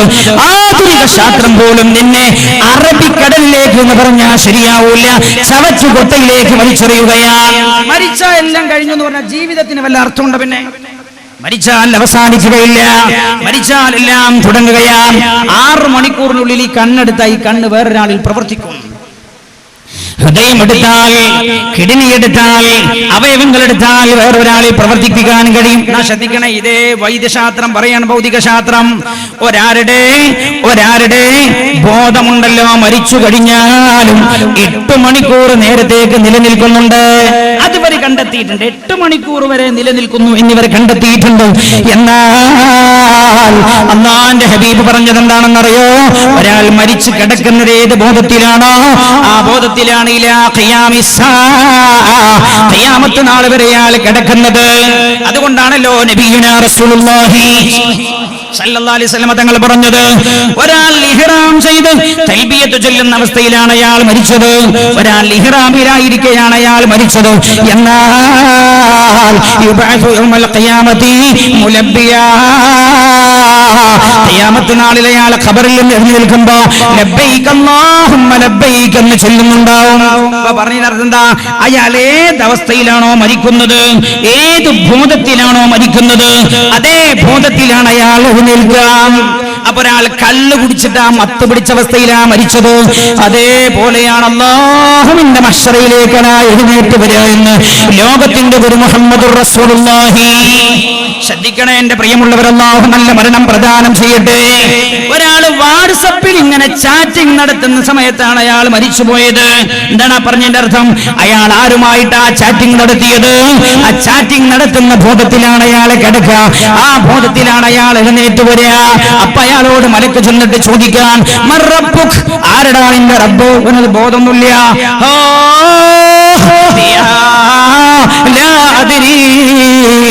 കാരണം ഇവൻ അല്ലാഹുവിന്റെ ബോധത്തിലല്ല കടന്നത്, ജീവിച്ചത്. വളരെ പ്രധാനമാണിത്. 5 നേരത്തെ നിസ്കാരം എന്ന് പറഞ്ഞാൽ ഖബറിലേക്ക് നമ്മളെ പാകപ്പെടുത്തലാണ്, ഖബറിന്റെ ചോദ്യത്തിനായി നമ്മെ പാകപ്പെടുത്തലാണ്. നിസ്കാരം കളയരുത്. നിസ്കരിക്കുന്ന ആളുകളുടെ ആഖിബത്ത് നന്നാകുമെന്ന്, അവരുടെ റൂഹ് റാഹത്തോടെയാണ് അല്ലാഹുവിലേക്ക് പോവുക എന്ന് നേരത്തെ നമ്മൾ ഓതിയ ആയതിൽ സൂചനയുണ്ട്. ഫലാ സദ്ദഖ വലാ സല്ലാ, മരിക്കാൻ കിടക്കുന്ന തമ്മാടി പറയുന്നതുണ്ട്, പടച്ചോനെ ഞാൻ എന്റെ ജീവിതം പൊളിഞ്ഞു വിളിച്ചല്ലോ റബ്ബേ, നിസ്കരിക്കാൻ ഞാൻ സമയം കണ്ടെത്തിയില്ലല്ലോ അല്ലാഹ് എന്നയാൾ പറഞ്ഞ് വിലപിക്കുകയാണ്. അപ്പൊ നിസ്കാരത്തിന്റെ കാര്യത്തിൽ ശ്രദ്ധിക്കുക. നിധിയായൊരു കാര്യം പറഞ്ഞു തരാം. നബിയുനാ മുഹമ്മദ് മുസ്തഫ സല്ലല്ലാഹു അലൈഹി വസല്ലം തങ്ങളുടെ പ്രിയപ്പെട്ട സ്വഹാബിയാണ് മഹാനായ റബീഅത്ത് ഇബ്നു കഅബ് റളിയല്ലാഹു അൻഹു. മഹാനവറുകൾ പറയാണ്, കുന്തു അബീതു മഅ റസൂലില്ലാഹി സല്ലല്ലാഹു അലൈഹി വസല്ലം, ഞാൻ റസൂലുള്ളാഹിന്റെ കൂടെ അങ്ങനെ നിസ്കരിക്കുന്നു. അല്ല, ഞാൻ റസൂലുള്ളാഹിന്റെ കൂടെ രാത്രി കിടന്നുറങ്ങാൻ. റബീഅത്ത് ഇബ്നു കഅബ് റളിയല്ലാഹു അൻഹു റസൂലുള്ളാഹിക്ക് സേവനം ചെയ്തൊരു സ്വഹാബിയാണ്. മഹാനവറുകൾ പറയാണ്, കുന്തു അബീതു മഅ റസൂലില്ലാഹി സല്ലല്ലാഹു അലൈഹി വസല്ലം, ഞാൻ രാത്രി റസൂലുള്ളാഹിനോട് കൂടെ അങ്ങനെ കിടക്കുകയാണ്. രാത്രി റസൂലുള്ളാഹിക്ക് സേവനം ചെയ്യാൻ പുണ്യ നബിയുടെ അടുത്താ ഞാൻ കിടക്കുക. ഫഅതൈതുഹു ബിവളൂഹി, അങ്ങനെ ഞാൻ റസൂലുള്ളാഹിക്ക് ഒരു ദിവസം വുളു എടുക്കാനുള്ള വെള്ളം കൊണ്ടുപോയി കൊടുത്തു. വഹാജതിഹി, പ്രാഥമിക ആവശ്യങ്ങൾ നിർവഹിക്കാനുള്ള വെള്ളം കൊണ്ടുപോയി കൊടുത്തു. ഫഖാല ലി, എന്നും ഞാൻ അങ്ങനെ സേവനം ചെയ്ത് റസൂലുള്ളാഹിന്റെ കൂടെ നിൽക്കണം. അപ്പോൾ ഒരു ദിവസം റസൂലുള്ളാഹി എന്നോട് പറഞ്ഞു, സല്ലി സൽനി, നിനക്ക് എന്ത് വേണമെങ്കിലും ചോദിച്ചോ, സൽനി, എന്ത് വേണമെങ്കിലും ചോദിച്ചോളൂ. ഫഖുൽതു, മഹാനായ റബീഅത്ത് ഇബ്നു കഅബ് റളിയല്ലാഹു അൻഹു തങ്ങൾ പറയാൻ, പരിശുദ്ധ ഖുർആൻ പഠിപ്പിക്കുകയാണ്. അപ്പൊ ഞാൻ പറഞ്ഞത്, ഇയാൾ വന്നുകൊണ്ട് റസൂലുള്ളാഹിനോട് ചോദിച്ചു, നബിയേ, സ്വർഗ്ഗത്ത് കടക്കാൻ പറ്റാവുന്ന ഒരു അമൽ എനിക്ക് പറഞ്ഞു തരുമോ? അല്ലാഹുവിന്റെ ഹബീബിനോട് ചോദിച്ചു എന്ന് പറഞ്ഞാൽ മരിക്കുമ്പോൾ റാഹത്തായി മരിക്കാൻ പറ്റുന്ന ഒരു അമൽ എനിക്ക് പറഞ്ഞു തരും നബിയേ. അല്ലാഹുവിന്റെ ഹബീബ് നബിയുനാ റസൂലുള്ളാഹി സല്ലല്ലാഹു അലൈഹി വസല്ലം തങ്ങൾ പറഞ്ഞു, കുൻ മുഅദ്ദിനൻ, നീ പള്ളിയിൽ ബാങ്ക് വിളിക്കുന്ന ആളായിക്കോ. കുൻ മുഅദ്ദിനൻ, നീ പള്ളിയിൽ ബാങ്ക് വിളിക്കുന്ന ആളായിക്കോ, എന്നാൽ നിന്റെ മരണം നന്നാവും. എങ്ങനെ? കമ്മിറ്റിക്കാരിടക്കിടക്ക് ഇങ്ങനെ ഇടങ്ങാറാക്കിയിട്ട് ഓരോ കൊല്ലം 2000 കൂട്ടണമെന്ന് വാദിക്കുന്ന ആളല്ല. അല്ലാഹുവിന്റെ പ്രീതി കാംക്ഷിച്ചുകൊണ്ട് പള്ളിയിൽ ജോലി ചെയ്യുന്ന മുഅദ്ദിനാണോ, അയാളുടെ മരണം നന്നാവും എന്നുള്ള കാര്യത്തിൽ ലാ ശക്ക ഫീഹി, സംശയമേ ഇല്ല, സംശയമേ ഇല്ല. കുൻ മുഅദ്ദിന, നിന്റെ മരണം നന്നാവാൻ പറ്റുന്നൊരു എളുപ്പവഴിയുണ്ട്, നീ പള്ളിയിലെ ബാങ്ക് കൊടുക്കുന്ന ആളായിക്കോ. വേറെ ഹദീസിൽ റസൂലുള്ളാഹി സഹാബിയോട് പറയുന്നുണ്ട്, 7 കൊല്ലം ഒരാൾ അല്ലാഹുവിന്റെ വജ്ഹ് പ്രതീക്ഷിച്ചുകൊണ്ട് ബാങ്ക് വിളിച്ചാൽ ഫലഹുൽ ജന്ന, അല്ലാഹുവിന്റെ സ്വർഗ്ഗം അയാൾക്ക് ഉറപ്പാ. എന്താ കാരണം? 5 നേരവും അല്ലാഹു അക്ബർ അല്ലാഹു അക്ബർ അല്ലാഹു അക്ബർ അല്ലാഹു അക്ബർ. അയാളുടെ മനസ്സ് അല്ലാഹുവിൽ ലയിച്ചു പോവാൻ അർഹമുർ റഹീമീനായ റബ്ബ് അല്ലാഹു നമ്മളെ നന്നാക്കി തരട്ടെ. അല്ലാഹുവിന്റെ ഹബീബ് ഇത് പറഞ്ഞപ്പോ ഈ സ്വഹാബി പറഞ്ഞു, നബിയേ, ഞാൻ വലിയ ജോലിയുള്ള ആളാണ്, എനിക്ക് ബാങ്ക് വിളിക്കാൻ ആളാവാൻ കഴിയൂലല്ലോ നബിയേ. ഉടനെ റസൂലുള്ളാഹി പറഞ്ഞു, കുൻ ഇമാമാ, എന്നാൽ നീ പള്ളിയിലെ ഇമാമായിക്കോ. നോക്കി, നിങ്ങൾ മുഅദ്ദിനായിക്കോന്ന് ആദ്യം പറഞ്ഞു, പിന്നെ പറഞ്ഞ് ഇമാമായിക്കോ. അപ്പൊ അതിന്റെ അർത്ഥം എന്താ? നല്ല ഉഷാറുള്ള ആൾ തന്നെയാണ് ബാങ്ക് കൊടുക്കാനും ആക്കേണ്ടതെന്നാണ്. ഡിഗ്രി പാസ്സായ ആളെ തന്നെയാണ് വാങ്ങിക്കൊടുക്കുക. നമ്മൾ ചെയ്യൽ ഉസ്താദിനെ ഏതെങ്കിലുമൊക്കെ കണ്ടുമുണ്ട കിട്ടിയാലും പിന്നെ മുഅദ്ദിനാക്കലാരെ ഒരു പണിയില്ലാത്തവനെ ഓനെ പന്ത് കന്നുകൂട്ടുന്ന പണി ചെയ്യുന്നു, ഇപ്പം വീട്ടിൽ വിശ്രമ ജോലി നയിക്കാണ്. എന്നാ പിന്നെ ആചാര്യ നിങ്ങൾ പള്ളിയിൽ വാങ്ങിക്കൊടുക്കൂല്ലോ, 2300 രൂപ ശമ്പളം തരാം. ബാങ്ക് കൊടുക്കുന്ന ആളുകളോട് പള്ളിയിലെ മൂത്രച്ചൂളി കഴുകിക്കരുത് എന്ന് ഞാൻ എല്ലാ കമ്മിറ്റിക്കാരോടും ഓർമ്മപ്പെടുത്താൻ. ബാങ്ക് കൊടുക്കുന്ന ആളോട് മൂത്രച്ചൂളി കഴുകിക്കരുത്, അയാളുടെ ഡ്യൂട്ടിയിൽ എഴുതി വെക്കരുത്. അയാൾ സ്വയം ചെയ്യുന്നതൊന്ന് ചെയ്യിപ്പിക്കുന്നതൊന്ന് നീ മുഅദ്ദിനാവനെ. അയാൾ പറഞ്ഞു, ഹബീബായ നബിയേ, എനിക്കതിന് കഴിയൂലല്ല യാ റസൂലല്ലാഹ്, ഞാൻ വലിയ ജോലി തിരക്കുള്ള ആളാണല്ലോ. അല്ലാഹുവിന്റെ ഹബീബ് പറഞ്ഞു, കുൻ ഇമാമാ, എന്നാൽ നീ പള്ളിയുടെ ഇമാമായിക്കോ. നല്ല നിസ്കാരം കൃത്യാവും റെഡിയാവും, നല്ല ആത്മാർത്ഥയിലാണ് നീ പണി ചെയ്യുന്നതെങ്കിൽ ആഖിബത്ത് നിന്നാവും. ഉടനെ അയാൾ പറഞ്ഞു ഫഖാല, അപ്പോൾ ഇയാൾ പറഞ്ഞു, നബിയേ, ഞാൻ അതിന് എനിക്ക് കഴിഞ്ഞോണമെന്നില്ല, തിരക്കുള്ള ആളാണ്. ഫഖാൽ, അല്ലാഹുവിന്റെ ഹബീബ് പറഞ്ഞു, ഫഖും ബിഇസാഇൽ ഇമാം, ഇമാമാവാൻ പറ്റിയില്ലേ, നീ ഇമാമിന്റെ തൊട്ട് പിന്നിൽ നിൽക്കുന്ന ആളായിക്കോ. എന്നാൽ നിന്റെ ആഖിബത്ത് നിന്നാകുമെന്ന് ലോകത്തിന്റെ ഗുരു മുഹമ്മദ് മുസ്തഫ. ഇമാമിന്റെ നേരെ ബേക്കിൽ നിന്ന ആളായിക്കോ, ഇന്ന് പോയിട്ട് കച്ചറയും കൽമലും ഉണ്ടാക്കരുത്. പള്ളിപ്പെട്ടു ഇമാമിന്റെ നേരെ ബേക്കിൽ നീ എല്ലാ വക്തിലും നിൽക്കാൻ കഴിഞ്ഞാൽ നിന്റെ മരണം നന്നാവുന്ന, നിന്റെ മരണം നന്നാവുമെന്ന് ഹബീബായ നബിയുനാ റസൂലുള്ളാഹി സല്ലല്ലാഹു അലൈഹി വസല്ലം. ഞാൻ അടുത്തേ കേട്ടോളൂ, ഞാൻ ഖുർആൻ മാത്രം ഓതിയിട്ട് ഇത് പറഞ്ഞോളൂ, വേറൊന്നും ഞാൻ പറയില്ല, എന്റെ വക ഒന്നും കൂട്ടുന്നില്ല, ഹദീസും ഖുർആനും മാത്രം. മഹാനായ നബിയുനാ റസൂലുള്ളാഹി സല്ലല്ലാഹു അലൈഹി വസല്ലം നിങ്ങൾ പഠിപ്പിച്ചതിനാണ് പരിശുദ്ധ ഖുർആൻ. മൻ അമില സ്വാലിഹൻ മിൻ ദക്കറിൻ ഔ ഉൻസാ, ആണാകട്ടെ പെണ്ണാകട്ടെ സ്വാലിഹായ കർമ്മം ഒരാൾ ചെയ്തു, നല്ല കാര്യം, വഹുവ മുഅ്മിൻ, അല്ലാഹുവിൽ അചഞ്ചലമായ വിശ്വാസമുണ്ട്, അല്ലാഹുവിൽ അചഞ്ചലമായി വിശ്വസിച്ചുകൊണ്ട് ഒരാൾ നല്ല കാര്യം ചെയ്തു, അതാണായാലും പെണ്ണായാലും, ഫലനുഹയ്യന്നഹു ഹയാതൻ തയ്യിബ, അങ്ങനെയുള്ള ആളുകൾക്ക് നമ്മൾ നല്ല ജീവിതം കൊടുക്കും. എവിടെയെന്ന് പറഞ്ഞില്ലട്ടോ അല്ലാഹു, ഭൂമിയിലാണോ ആഖിറത്തിലാണോ ഖബറിലാണോ എന്ന് പറഞ്ഞില്ല. അതിന്റെ അർത്ഥം എന്താ? മഹാന്മാർ പറയാം, 3 സ്ഥലത്ത് അവരുടെ ജീവിതം നന്നാവുന്നതാണ്. മൻ അമില സാലിഹൻ ഫലമിൻ ദക്കറിൻ ഔ ഉൻസാ ഫലൻഹു മുഅ്മിനുൻ ഫലനുഹയ്യന്നഹു ഹയാതൻ തയ്യിബ. സൽക്കർമ്മം ചെയ്ത് ജീവിക്കുന്ന മുഅ്മിനായ മനുഷ്യനാണോ, ഭൂമിയിലുള്ള ജീവിതം സംതൃപ്തമാകും, ഖബറിലും സംതൃപ്തമാകും, ആഖിറത്തിലും സംതൃപ്തമാകും. എന്നിട്ടോ വലനജിയന്നഹും ബിഅഹ്സനി മാ കാനൂ യഅമലൂൻ, അവർ പ്രവർത്തിക്കുന്നതിന് ഏറ്റവും നല്ല പ്രതിഫലം നമ്മൾ കൊടുക്കുകയും ചെയ്യും. പറഞ്ഞെന്താ? ഒരാൾ സ്വാലിഹായ സൽക്കർമ്മങ്ങൾ ചെയ്ത് ജീവിക്കുന്ന ആളാണോ, അയാളുടെ ആഖിബത്ത് നന്നാകും. ഫലനജിയന്നഹും ബിഅഹ്സനി മാ കാനൂ യഅമലൂൻ ഫലനുഹയ്യന്നഹു ഹയാതൻ തയ്യിബ, അയാളുടെ ജീവിതം നല്ല ജീവിതമായിരിക്കും, അയാളുടെ മരണവും നല്ല മരണമായിരിക്കും. ജീവിതത്തിൽ നിന്ന് അടുത്ത ജീവിതത്തിലേക്ക് അയാൾ പോകുമ്പോൾ, ശരീരത്തിൽ നിന്ന് റൂഹ് വേർപ്പെടുമ്പോൾ റാഹത്തോടെ മരിക്കുന്ന ആളുകളാകുന്നവർ സൽക്കർമ്മങ്ങൾ ചെയ്യുന്ന ആളുകൾ എന്ന് ഖുർആൻ. എന്നിട്ട് ഇനി ശ്രദ്ധിക്കണേ, സൽക്കർമ്മങ്ങൾ ചെയ്യുന്ന ആൾക്ക് നല്ല മരണവും ജീവിതമൊക്കെ ഉണ്ട് എന്ന് പറഞ്ഞാൽ അള്ളാഹു തൊട്ടടുത്ത ആയത്തിൽ ഒരു സൽക്കർമ്മം അള്ളാഹു എടുത്തു പറയുന്നുണ്ട്. ഏതാണ് ആ സൽക്കർമ്മം? ഫഇദാ ഖറഅതൽ ഖുർആന ഫസ്തഇദ് ബില്ലാഹി മിനശ് ശൈത്താനിർ റജീം. ഈ ഖുർആൻ ഓതിയാൽ അഊദു ഓതണേ. അല്ലാഹു കണ്ടങ്ങളെ, ആ ആയത്ത് പറഞ്ഞ പാടെ ഒരാളുടെ ആഖിബത്ത് നന്നാവാൻ, റാഹത്തോടെ റഹ്മാനിലേക്ക് തിരിച്ചു ചെല്ലാൻ പറ്റുന്ന ഒരമത് അല്ലാഹു തന്നെ പഠിപ്പിക്കുകയാണ്. ഫഇദാ ഖറഅതൽ ഖുർആൻ, സ്ഥിരമായ ഖുർആൻ ഓതുന്ന ആരുടെ മരണം നന്നാകുമെന്ന് ഖാലല്ലാഹു അസ്സ വജൽ. ഈ ശരീരത്തിലേക്ക് റൂഹിട്ട് തന്ന അല്ലാഹ് തന്നെ പറയണം, ഖുർആൻ സ്ഥിരമായിട്ട് നീ ഓതിയ ഒരിക്കലും നിനക്ക് നാശം വരൂല, നിന്റെ മരണം മോശാവൂല. മലപ്പുറം ജില്ലയിലെ പരപ്പനങ്ങാടിയിലുള്ള എനിക്കൊരു സുഹൃത്ത് അബ്ദുസ്സമദ് എന്ന് പറയും. അയാളുടെ പിതാവ് വലിയ മനുഷ്യനെ, അയാൾ പറയും, ഈ അബ്ദുസ്സമദ് എന്റെ സുഹൃത്ത് പറയും, വലിയ നാട്ടിലെ കാര്യപ്പെട്ട ആളായിരുന്നു, പക്ഷേ എന്റെ വാപ്പ മരിച്ചത് മൂപ്പരെന്നെ പറയാൻ ജുമയുടെ സമയത്താണ്. ഞങ്ങളൊക്കെ ജുമയ്ക്ക് പോയ സമയത്താണ് വാപ്പ മരിച്ചത്. വാപ്പ മരിക്കുന്നതിന്റെ ഒരാഴ്ച മുമ്പ് പെങ്ങന്മാരൊക്കെ വീട്ടിൽ വന്നപ്പോ പെങ്ങന്മാരോട് പറഞ്ഞു, അടുത്ത വെള്ളിയാഴ്ച ഞങ്ങളെല്ലാവരും ഒന്ന് ഇവിടെ വരണം, ഇവിടെ ഒരു പരിപാടി ഉണ്ടാവും. മരിക്കണേന്റെ ഒരാഴ്ച മുമ്പ്. പരപ്പനങ്ങാടിയിലാണ് ഇയാളുടെ സ്ഥലം, മലപ്പുറം ജില്ലയിലാണ്.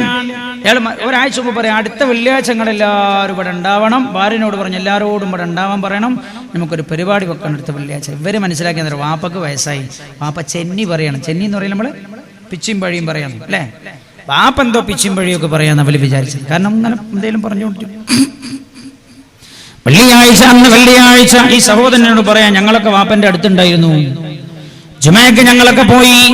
ഞങ്ങളൊക്കെ നേരത്തെ തന്നെ പള്ളിയിൽ പോയി, കാരണം വാപ്പ നേരത്തെ പള്ളിയിൽ പോകാൻ ഞങ്ങളെ ശീലിപ്പിച്ച ആളാണ്. ഉമ്മയോട് പറഞ്ഞു, ഉമ്മയായിരുന്നു അടുത്തുണ്ടായിരുന്നത്. ഉമ്മയോട് പറഞ്ഞു, നീ കുറച്ച് ചുടുവെള്ളം വെക്കുമെന്ന് പറഞ്ഞു. ഉമ്മ ചുടുവെള്ളം വെക്കാൻ വേണ്ടി അടുക്കളയിൽ പോയി ചുടുവെള്ളം ഇങ്ങനെ വെക്കുകയാണ്. വലിയ ചെമ്പിൽ കുറച്ച് ചുടുവെള്ളം വെച്ചേക്കുമെന്ന് പറഞ്ഞു. എനിക്കൊന്ന് കുളിക്കേണ്ടിയിരുന്നു എന്ന് പറഞ്ഞു. ഭാര്യ ചുടുവെള്ളം വെക്കുകയാണ്, അടുക്കളയിൽ പോയി. തിരിച്ചു വന്ന് നോക്കുമ്പോൾ മൂപ്പര് ഖിബലക്ക് നേരെ തിരിഞ്ഞു കിടന്ന് മരിച്ചെടുക്കുക. ഈ വാപ്പയെ കുറിച്ച് മോൻ പറയാണ്, വാപ്പന്റെ മരണം കണ്ടിട്ട് മോൻ പറയാണ്, വാപ്പക്ക് അങ്ങനെ മരിക്കാനുള്ള ഭാഗ്യം കിട്ടാൻ കാരണം ഞാൻ കുറെ ആലോചിച്ച് നോക്കിയിട്ട് ഒറ്റ കാര്യം ഞാൻ കണ്ടത്, വാപ്പ നിരന്തരം ഖുർആൻ ഓതുമായിരുന്നു. സുബൈ നിസ്കാരം കഴിഞ്ഞ് രാവിലെ 8 മണി വരെ പള്ളിയിൽ ഇരുന്നിട്ട് ഖുർആൻ ഓതും. എന്നിട്ട് വീട്ടിൽ വരും. എന്നിട്ട് നാസ്തൊക്കെ ഒന്ന് കഴിച്ച് പറമ്പത്തൊക്കെ ഒന്ന് പോയി ഉച്ചക്ക് മുമ്പ് കുളിച്ച് ദുഹറിന് വീണ്ടും പള്ളി പോകും. ദുഹർ നിസ്കാരം കഴിഞ്ഞ് 1:30 വരെ ഖുർആൻ ഓതും. വീട്ടിൽ വരും, ഭക്ഷണം കഴിക്കും, എന്നിട്ടൊന്ന് കിടക്കും അസർ വരെ. അസർ കഴിഞ്ഞാൽ എല്ലാവരും അങ്ങാടിക്കാനിറങ്ങാൻ എന്റെ വാപ്പ പള്ളി പോയിരിക്കും. പിന്നെയും വാപ്പ ഖുർആൻ ഓതും. മഗ്രിബ് കഴിഞ്ഞാൽ ഓതാനുള്ള സബഉൽ മുൻജിയാത്ത് 7 സൂറത്ത് ഓതും. ഇശാ നിസ്കാരം കഴിഞ്ഞാൽ വേഗം വീട്ടിൽ വന്ന് ഭക്ഷണം കഴിച്ചു കിടക്കും. ഇയാള് പറയാണ്, ഒരൊറ്റ കാരണമാ എന്റെ വാപ്പാക്ക് അത്ര നല്ല മരണമുണ്ടാകാൻ കാരണമെന്ന് ഞാൻ മനസ്സിലാക്കുന്നു. ഉണ്ടാവോന്ന് ഖുർആൻ പറഞ്ഞതാണ്. ഫൈദാ ഖറഅതൽ ഖുർആന ഫസ്തഇദ് ബില്ലാഹി മിനശ് ശൈത്വാനിർ റജീം എന്ന് അല്ലാഹു പറഞ്ഞത് ഏതായത്തിന്റെ പിന്നിലാണ്. വമൻ അമില സ്വാലിഹൻ മിൻ ദക്കരിൻ ഔ ഉൻസാ വഹുവ മുഅ്മിനുൻ ഫലൻഹയിന്നഹു ഹയാതൻ തയ്യിബാ വലനജിയന്നഹും ബിഅഹ്സനി മാ കാനൂ യഅമലൂൻ. ഒരു സൽക്കർമ്മം ഒരാൾ നിരന്തരമായി ചെയ്ത് ജീവിച്ചോ, അതയാൾ മുറുകെ പിടിച്ചോ, എന്നാൽ അയാളുടെ ജീവിതം നമ്മൾ നന്നാക്കി കൊടുക്കും. മാത്രമല്ല ജീവിതം കഴിഞ്ഞാൽ നല്ല കൂലിയും കൊടുക്കും. പണിയെടുത്ത് കഴിഞ്ഞാൽ കൂലി എടുക്കും എന്നുള്ള അതിന്റെ അർത്ഥം. കൂലി കിട്ടലപ്പെടാണ്. ഒരാൾ നിങ്ങളെ വീട്ടിൽ രാവിലെ പണിക്ക് വന്നു, ഉച്ചക്കായപ്പോൾ പറഞ്ഞു എന്റെ കൂലി എറിയുന്നാലേ ഞാൻ ബാക്കി പണിയെടുക്കുള്ളൂ. ഇപ്പൊ നമ്മളെന്താ പറയാ, പോടാന്നോ. കൂലി കൊടുക്കലപ്പെടാ പണിയെടുത്ത് കഴിഞ്ഞാലാണ്. അപ്പൊ ജീവിതം നന്നാവും. അവർക്ക് നമ്മൾ കൂലി കൊടുക്കും. അവർ ചെയ്യുന്നതിന് ഏറ്റവും നല്ല കൂലി. കൂലി കിട്ടല് പണി തീരുമ്പോഴാ. പണി തീരുന്ന മരിക്കലാണ്. മരിക്കുമ്പോഴുള്ള കൂലി എന്ന് പറഞ്ഞാൽ നല്ല മരണമാണ്. റൂഹ് റബ്ബിലേക്ക് തിരിച്ചു പോകും. എന്നിട്ട് അല്ലാഹ് പറയാ, അതിന് നീ ഖുർആൻ ഓതിയാൽ മതി. എന്താണ് അള്ളാന്റെ ശൈലി എല്ലാം ഒരുപാട് കാര്യം ആയത്തിൽ പറയാണല്ലോ.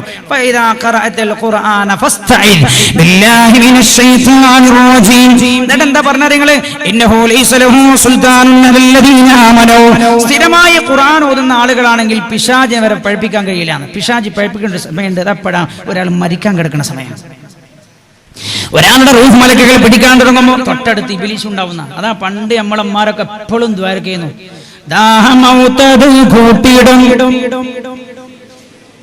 ഉറക്ക ചെല്ലിങ്ങള്. ഞാൻ ഈ 5-8 ദിവസമായില്ലേ ഈ ഒച്ചട്ട് പ്രസംഗിക്കും. നിങ്ങളൊന്ന് ഉറക്ക ചെല്ലിന്.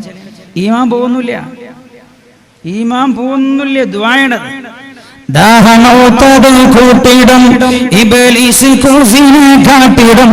നേരം ലഈനവാനാട്ടുവാൻ ബദരിങ്ങളാൽ തുണാ റബ്ബനാ. പണ്ട് എല്ലാ വീടുകളിലും ഇത് ചൊല്ലാറുണ്ടായിരുന്നു. ഇന്ന് ഇതിന്റെ സ്ഥാനത്ത് മോഹൻലാലിന്റെ കമാൻഡാണ്. മോഹൻലാലിന്റെ കമാൻഡാണ് നമ്മുടെ വീടിന്റെ ചുമരുകൾ കേൾക്കുന്നത്. ആ വീട്ടിൽ നിന്ന് നല്ലൽക്കും മരിക്കാൻ കഴിയുമോ എന്നുള്ള കാര്യം സംശയമാണ്. നല്ല രീതിയിൽ മരിക്കാൻ കഴിയുമോ എന്ന കാര്യം സംശയമാണ്. പരിശുദ്ധമായ ഖുർആൻ പറയുന്നു, ലൈസ ലഹു സുൽത്താനുൻ അലല്ലദീന ആമനൂ. സ്ഥിരമായ ഖുർആൻ ഓതിയ ആളുകളാണെങ്കിൽ പിശാചിനെ പേപ്പിക്കാൻ കഴിയില്ല എന്നാണ്. ഇന്നഹു ലൈസ ലഹു സുൽത്താനുൻ അലല്ലദീന ആമനൂ വഅലാ റബ്ബിഹിം യതവക്കലൂൻ. അവർ അല്ലാഹുവിൽ തവക്കുൽ ചെയ്യുന്നവരാണ്. ഇന്നമാ സുൽത്താനുഹു. കേട്ടോ, ആരെയാണ് പിശാചി പേപ്പിക്കുക? മലക്കുകൾ ഉണ്ടാവും ഒരു ഭാഗത്ത്, ശൈത്താൻ ഉണ്ടാകുന്ന. ഇബ്ലീസ് വന്നിട്ട് ഇവനെ പേപ്പിക്കാൻ ശ്രമിക്കും. ഇമാം റാസി റളിയല്ലാഹു അൻഹു അവനെ പേപ്പിക്കാൻ ശ്രമിച്ചില്ലേ. ഇമാം റാസി ആരാ? 30 വാള്യങ്ങളുള്ള വിശദീകരണം തഫ്സീർ ഖുർആൻ എഴുതിയ മഹാനാണ്. ആ മഹാൻ മരിക്കാൻ കിടക്കുന്ന സമയത്ത് ഇബ്ലീസ് വന്നിട്ട് ചോദിച്ചു, റാസി നീ വലിയ പണ്ഡിതനല്ലേ, അല്ലാഹ് എന്താ ഒന്നിലേറായി കൂടെ എന്ന് ചോദിച്ചു. ഒന്നിലേറെ ആയിക്കൂടെ എന്ന് വെച്ചാൽ പിന്നെ റാസി ഇമാമി മരിക്കാൻ സമയത്ത് അതല്ലല്ലോ പിന്നെ ലാ ഇലാഹ ഇല്ലല്ലാഹ് ചെല്ലാനല്ലേ ശ്രമിക്കേണ്ടത്. ഇവന്റെ പണി എന്താ? ഈ ലാ ഇലാഹ ഇല്ലല്ലാഹ് ചെല്ലണ എങ്ങനെങ്കിലും മുടക്കണം. അതിന് റാസി ഇമാമിനോട് ചോദിച്ചു, ഒന്നിലേറെ അല്ലാഹ് ആയാൽ എന്താ കുഴപ്പം? അപ്പൊ റാസി ഇമാമ വേറെ കാര്യങ്ങൾ ഇങ്ങനെ ചിന്തിച്ച് തെളിവ് സ്ഥാപിക്കാൻ പോവല്ലേ. ആ സമയത്ത് ലാ ഇലാഹ ഇല്ലല്ലാഹ് ചെല്ലാതെ റാസി അങ്ങ് മരിച്ചാൽ മൂപ്പര് വിജയിച്ചു എന്ന് കരുതിയിട്ട് ഖുർആൻ പറയാൻ സാധാരണക്കാർക്ക് എന്താണ് ഇതിന്റെ വഴി? ഖുർആൻ മുറുകെ പിടിച്ചാൽ മതി. ഇന്നഹു ലൈസ ലഹു സുൽത്താനുൻ അലല്ലദീന ആമനൂ വഅലാ റബ്ബിഹിം യതവക്കലൂൻ ഇന്നമാ സുൽത്താനുഹു അലല്ലദീന യതവല്ലൂന. പിശാചിന്റെ ആളുകളാരാ? ഇന്നമാ സുൽത്താനുഹു, അവന് അധികാരം ഉണ്ടാവുക അലല്ലദീന യതവല്ലൂനഹു, അവനെ ഏറ്റെടുത്ത ആൾക്കാർക്കാണ്. പിശാചിനെ ഏറ്റെടുത്തവരാരാണോ ഓനാണ് മരിക്കുമ്പോൾ അവന്റെ കൂടെ ഉണ്ടാവുക. അള്ളാഹുവിനോട് പങ്കുചുക്കുകയും ചെയ്ത ആളുകളാണ്. ഇനി ശ്രദ്ധിക്കട്ടോ, വേറൊരു കാര്യം കൂടെ അള്ളാഹു ഇതിൽ പറയുന്നുണ്ട്.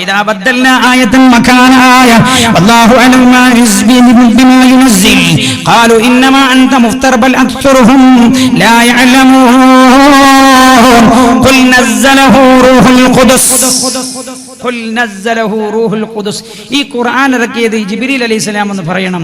അപ്പം മരിക്കണ സമയത്ത് അള്ളാഹു എന്നിട്ട് ഇങ്ങനെ പറഞ്ഞു, എന്താ അറിയോ? മരിക്കുമ്പോൾ ഇബ്ലീസും ഉണ്ടാവും അവിടെ, റൂഹുൽ ഖുദ്സ് ജിബ്രീൽ അലൈഹിസ്സലാം ഇവിടെ ഉണ്ടാവും.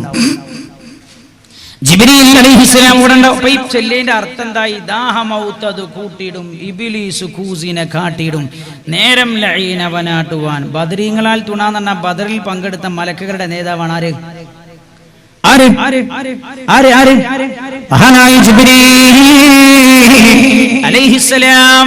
പടച്ചോനെ, ബദരീങ്ങളാൽ തുണ റബ്ബനാണ് റബ്ബേ. ജിബ്രീലും അടുത്തുണ്ടാവും, ഇബ്ലീസും അടുത്തുണ്ടാവും നീ തന്നെ പറഞ്ഞു തന്നിട്ടില്ലേ റബ്ബേ? മരിക്കണ സമയത്ത് ജിബ്രീലിനെ പോലുള്ള മലക്കുകളെ കൊണ്ട് എന്നെ നീ ശക്തിപ്പെടുത്തണേ അല്ലാഹ്, സഹായിക്കണേ റബ്ബേ എന്ന് ചൊല്ലിയത് ചവറ്റുകൊട്ടയിലേക്ക് വലിച്ചെറിയുകയും കത്തിച്ചു കളയുകയും ചെയ്താലേ ഉമ്മത്തിന്റെ ഈമാൻ നിലനിൽക്കുന്നു പറയുന്നത് എന്തുമാത്രം അബദ്ധമല്ല. അള്ളാഹു നമ്മുടെ ഈമാൻ ശരിപ്പെടുത്തി തരട്ടെ. അല്ലാഹുവേ, യഥാർത്ഥ ഈമാൻ ഞങ്ങൾക്ക് നീ പ്രദാനം ചെയ്യണേ അല്ലാഹ്. അപ്പൊ ഖുർആൻ സ്ഥിരമായി ഓതുന്ന ആളുകളുടെ മരണം നന്നാവുമെന്നാണ് മഹാനായ നബിയുനാ റസൂലുള്ളാഹി സ്വല്ലല്ലാഹു അലൈഹി വസല്ലം തങ്ങൾ പറയുന്നുണ്ട്, ഇന്നകും ലാ തർജൂന ഇലല്ലാഹി ബിശൈഇൻ അഫ്ളല മിമ്മാ ഖറജ മിൻഹു. അല്ലാഹുവിലേക്ക് നിങ്ങൾക്ക് നല്ല നിലയ്ക്ക് തിരിച്ചു പോകാൻ നിങ്ങൾ ഖുർആൻ മുറുകെ പിടിച്ചാൽ മതി. ഹദീസാണ്. അള്ളാഹുലേക്ക് നല്ല നിരക്ക് തിരിച്ചു പോകാൻ പറ്റുന്ന ഒന്ന് ഖുർആനാണ്. അപ്പൊ റാഹത്തോടെ തിരിച്ചു പോകാൻ കഴിയും. അള്ളാഹു തൗഫീഖ് ചെയ്യട്ടെ. മറ്റൊരു ഹദീസ്, സ്ഥിരമായി ഖുർആൻ ഓതുന്ന ആളാണോ ലാ യമൂതു മീതതൻ ജാഹിലിയ, അയാൾക്ക് ഒരിക്കലും മോശപ്പെട്ട മരണം ഉണ്ടാവുകയില്ല എന്ന് ശഫീഉനാ റസൂലുള്ളാഹി. എന്തെന്നത്? ഖുർആൻ സ്ഥിരമായി ഓതുന്ന ആളാണോ ലാ യമൂതു മീതതൻ ജാഹിലിയ, മോശമായ മരണം അയാൾക്ക് ഉണ്ടാവുകയില്ല എന്ന് ലോകത്തിന്റെ ഗുരു നബിയുനാ റസൂലുള്ളാഹി സല്ലല്ലാഹു അലൈഹി വസല്ലം സയ്യിദുനാ അനസ് റളിയല്ലാഹു അൻഹു റിപ്പോർട്ട് ചെയ്യുന്ന ഹദീസ്, അന്നഹു ഖാല റസൂലുള്ളാഹി സല്ലല്ലാഹു അലൈഹി വസല്ലം, റസൂലുള്ളാഹി പറഞ്ഞു, ഇന്ന ലില്ലാഹി യഹ്ലീന മിനന്നാസ്, ജനങ്ങളിൽ അല്ലാഹുവിന് ചില കുടുംബക്കാരുണ്ട്. ഖാലു, ഇത് കേട്ടപ്പോൾ സ്വഹാബികൾ ചോദിച്ചു, മൻഹും യാ റസൂലല്ലാഹ്, ജനങ്ങളിൽ അല്ലാഹുവിന്റെ കുടുംബക്കാരനോ? അതെ. ആരാൻ ചോദിച്ചപ്പോൾ റസൂലുള്ളാഹി പറഞ്ഞു, അഹ്ലുൽ ഖുർആൻ, ഖുർആൻ മുറുകെ പിടിക്കുന്ന ആളുകളാണ്. അഹ്ലുല്ലാഹി വഖാസതു, അവർ അല്ലാഹുവിന്റെ ആളുകളാണ് എന്ന് ശഫീഉനാ റസൂലുള്ളാഹി. പണ്ടൊരു മനുഷ്യൻ മരിച്ചു കിടക്കുമ്പോൾ അയാളെ നെഞ്ചത്ത്, പള്ളിയിലാണ് മരിച്ചു കിടക്കണം, അയാൾ നെഞ്ചത്ത് ഖുർആൻ ഇങ്ങനെ ഓതുന്ന സമയത്ത് അല്ലാഹു റൂഹാണ് പിടിച്ചതാ. പിടിച്ചപ്പോൾ അയാൾ ഖുർആൻ നിലത്ത് പോകുന്നു കരുതിയിട്ട് നെഞ്ചിമ്മൽ വെച്ചത്, ഓടിക്കൊണ്ടിരിക്കുമ്പോൾ മരിച്ചതാണ്. അയാൾ നെഞ്ചത്ത് ഖുർആൻ ഇങ്ങനെ വെച്ചു. ആളുകൾ വന്ന് കാണുന്ന സമയത്ത് ഈ ഖുർആൻ നെഞ്ചത്ത് മരിച്ചാണ് മൂപ്പര് മരിച്ചത്.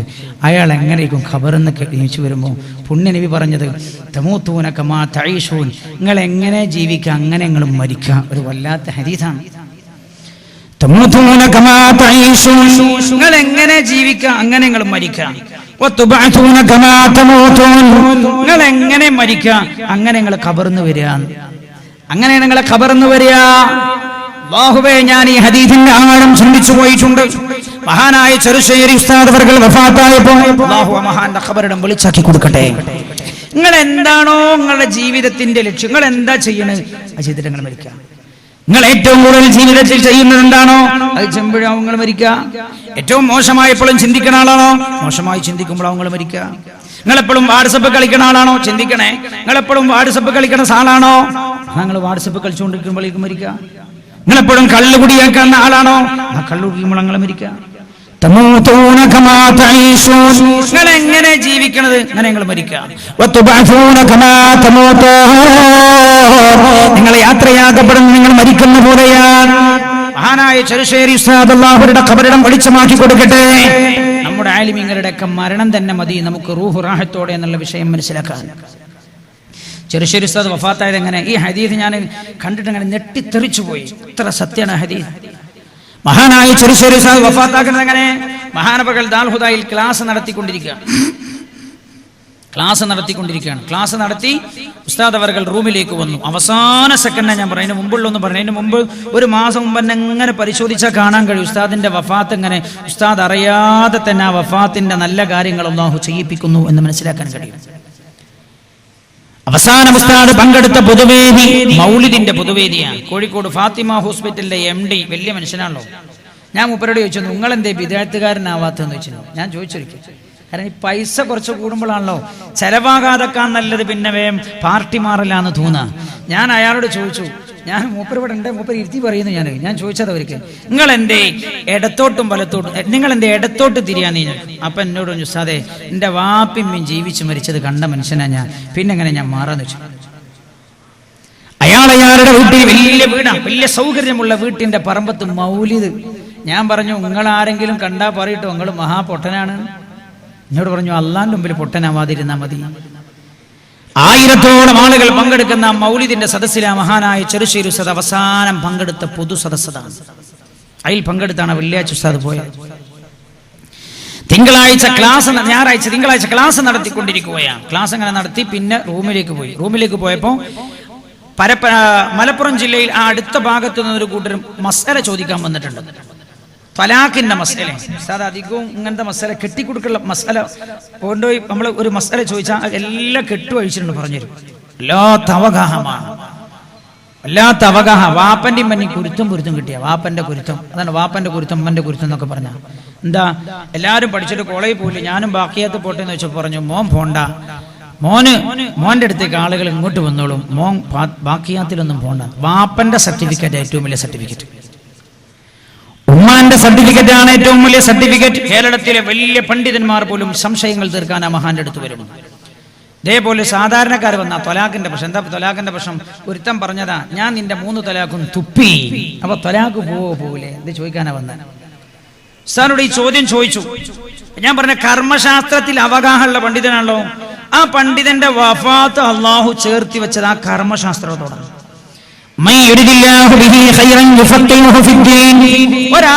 ഒരാൾക്ക് അള്ളാഹു ഖൈർ ഉദ്ദേശിക്കുന്നുള്ളതിന്റെ തെളിവാണ് അയാളെ ഫിഖഹിലെ കർമ്മശാസ്ത്ര പണ്ഡിതനാക്കുന്നു എന്നത്. സാറിനോട് ചോദിച്ചപ്പോൾ ഉസ്താദ് ഈ ചോദ്യം ചോദിച്ച ആളോട് പറഞ്ഞു, ഒന്നുകൂടി പറയുന്നു. അപ്പൊ അയാൾ അത് ഇങ്ങനെ പറഞ്ഞുകൊണ്ടിരിക്കുന്ന സമയത്ത് ഉസ്താദ് ഇരിക്കുന്ന കസാലയിലേക്ക് ഇങ്ങനെ ചാരിയിരുന്നു. അപ്പാടെ ഈ ആളുകൾ ഉടനെ പോയിട്ട് ബഹാവുദ്ദീൻ ഉസ്താദിന്റെ ദാൽഹുദായുടെ വൈസ് ചാൻസലറാണ് ഉസ്താദിനോട് ചെന്നിട്ട് പറഞ്ഞു, ഇങ്ങനെ ഉസ്താദിന് എന്തോ ഒരു ക്ഷീണുണ്ട്. അവർ വണ്ടി വിളിച്ചു, വണ്ടിയിലേക്ക് കയറ്റിയിരുത്തിയിട്ട് ഹോസ്പിറ്റലിലേക്ക് കൊണ്ടുപോകുന്ന സമയത്ത് ഫാത്തിഹ ഓതുന്നുണ്ട്. അൽഹംദുലില്ലാഹി റബ്ബിൽ ആലമീൻ അങ്ങനെ ഓതിയിട്ട് ഇയ്യാക നഅ്ബുദു വ ഇയ്യാക നസ്തഈൻ വരെ തിരിയുന്നത് പോലെ ഓതിയിട്ടുണ്ട്. പിന്നെ ഓതുന്നത് തിരിഞ്ഞില്ല, അക്ഷരം തിരിഞ്ഞിട്ടില്ല. അതാണ് അവസാനം ആ മഹാൻ ഓതിയത്, ഇയ്യാക നഅ്ബുദു വ ഇയ്യാക നസ്തഈൻ. തമൂതൂന കമാ തഈശൂൻ. നിങ്ങൾ എങ്ങനെയാണോ ജീവിക്കുക അങ്ങനെ നിങ്ങൾ മരിക്കുക. ബേബി ഹോസ്പിറ്റലിലേക്ക് കിടക്കുന്ന സമയത്ത് 10-40 ദിവസം പിന്നെ അങ്ങനെ തന്നെ അള്ളാഹു കടത്തിയല്ലോ. എന്തൊക്കെ രഹസ്യം ഉണ്ടാവില്ല, നമുക്ക് തിരിയില്ല. കടത്തിയിട്ട് ബേബി ഹോസ്പിറ്റലിൽ എനിക്ക് ഭയങ്കര ടെൻഷനായി. ഞാൻ പോണ്ടേ മനസ്സിങ്ങനെ പഠിച്ചോനെ. ആ രംഗം കണ്ട പിന്നെ വിഷമാവൂ എന്നൊക്കെ തോന്നി. അവസാനം അവരുടെ മകളുടെ ഞാൻ പോവാങ്ങനെ മടിച്ചിരിക്കുമ്പോഴാണ് ഹൈദരലി ശിഹാബ് തങ്ങളുടെ ആഹ്വാനം, ആരും കാണാൻ പോരുത്, ഉസ്താദിനെ ബുദ്ധിമുട്ടിക്കരുത്. അപ്പം ആ നിൽക്കുന്ന സമയത്താണ് പെട്ടെന്ന് അവരുടെ മകന്റെ ഉസ്താദിന്റെ മകളുടെ ഭർത്താവ് വിളിച്ചിട്ട് എന്നോട് പറഞ്ഞു, നിങ്ങളുടെ അടുത്ത് കുറച്ച് സംസം ഉണ്ടെങ്കിൽ കൊണ്ടുവരണം, ഉപ്പാക്ക് കൊടുക്കാനാണ്. അപ്പം ഞാൻ ആ സംസമുമായി പോയപ്പോൾ എന്നോട് ചുപ്പാനെ കാണണ്ടേന്ന് ചോദിച്ചു. അപ്പം ഞാൻ മൗനം പാലിച്ചു. കാണണ്ടാന്ന് എങ്ങനെ പറയാൻ? അവൻ ഡോറ് തുറന്നു തന്നു. ഡോറ് തുറന്നിട്ട് ഞാൻ ഉസ്താദിനെ കാണുന്ന സമയത്ത് ഞാൻ എൻ്റെ എൻ്റെ കണ്ണുകൊണ്ട് കണ്ടതാണ് ഉസ്താദിൻ്റെ വലത് കൈ ഇങ്ങനെ, കൈയിൻ്റെ വിരലുകൾ ഇങ്ങനെ ചലിക്കുന്നു. അപ്പം ഇങ്ങനെ ബോധത്തിൽ കിടക്കുകയാണ്.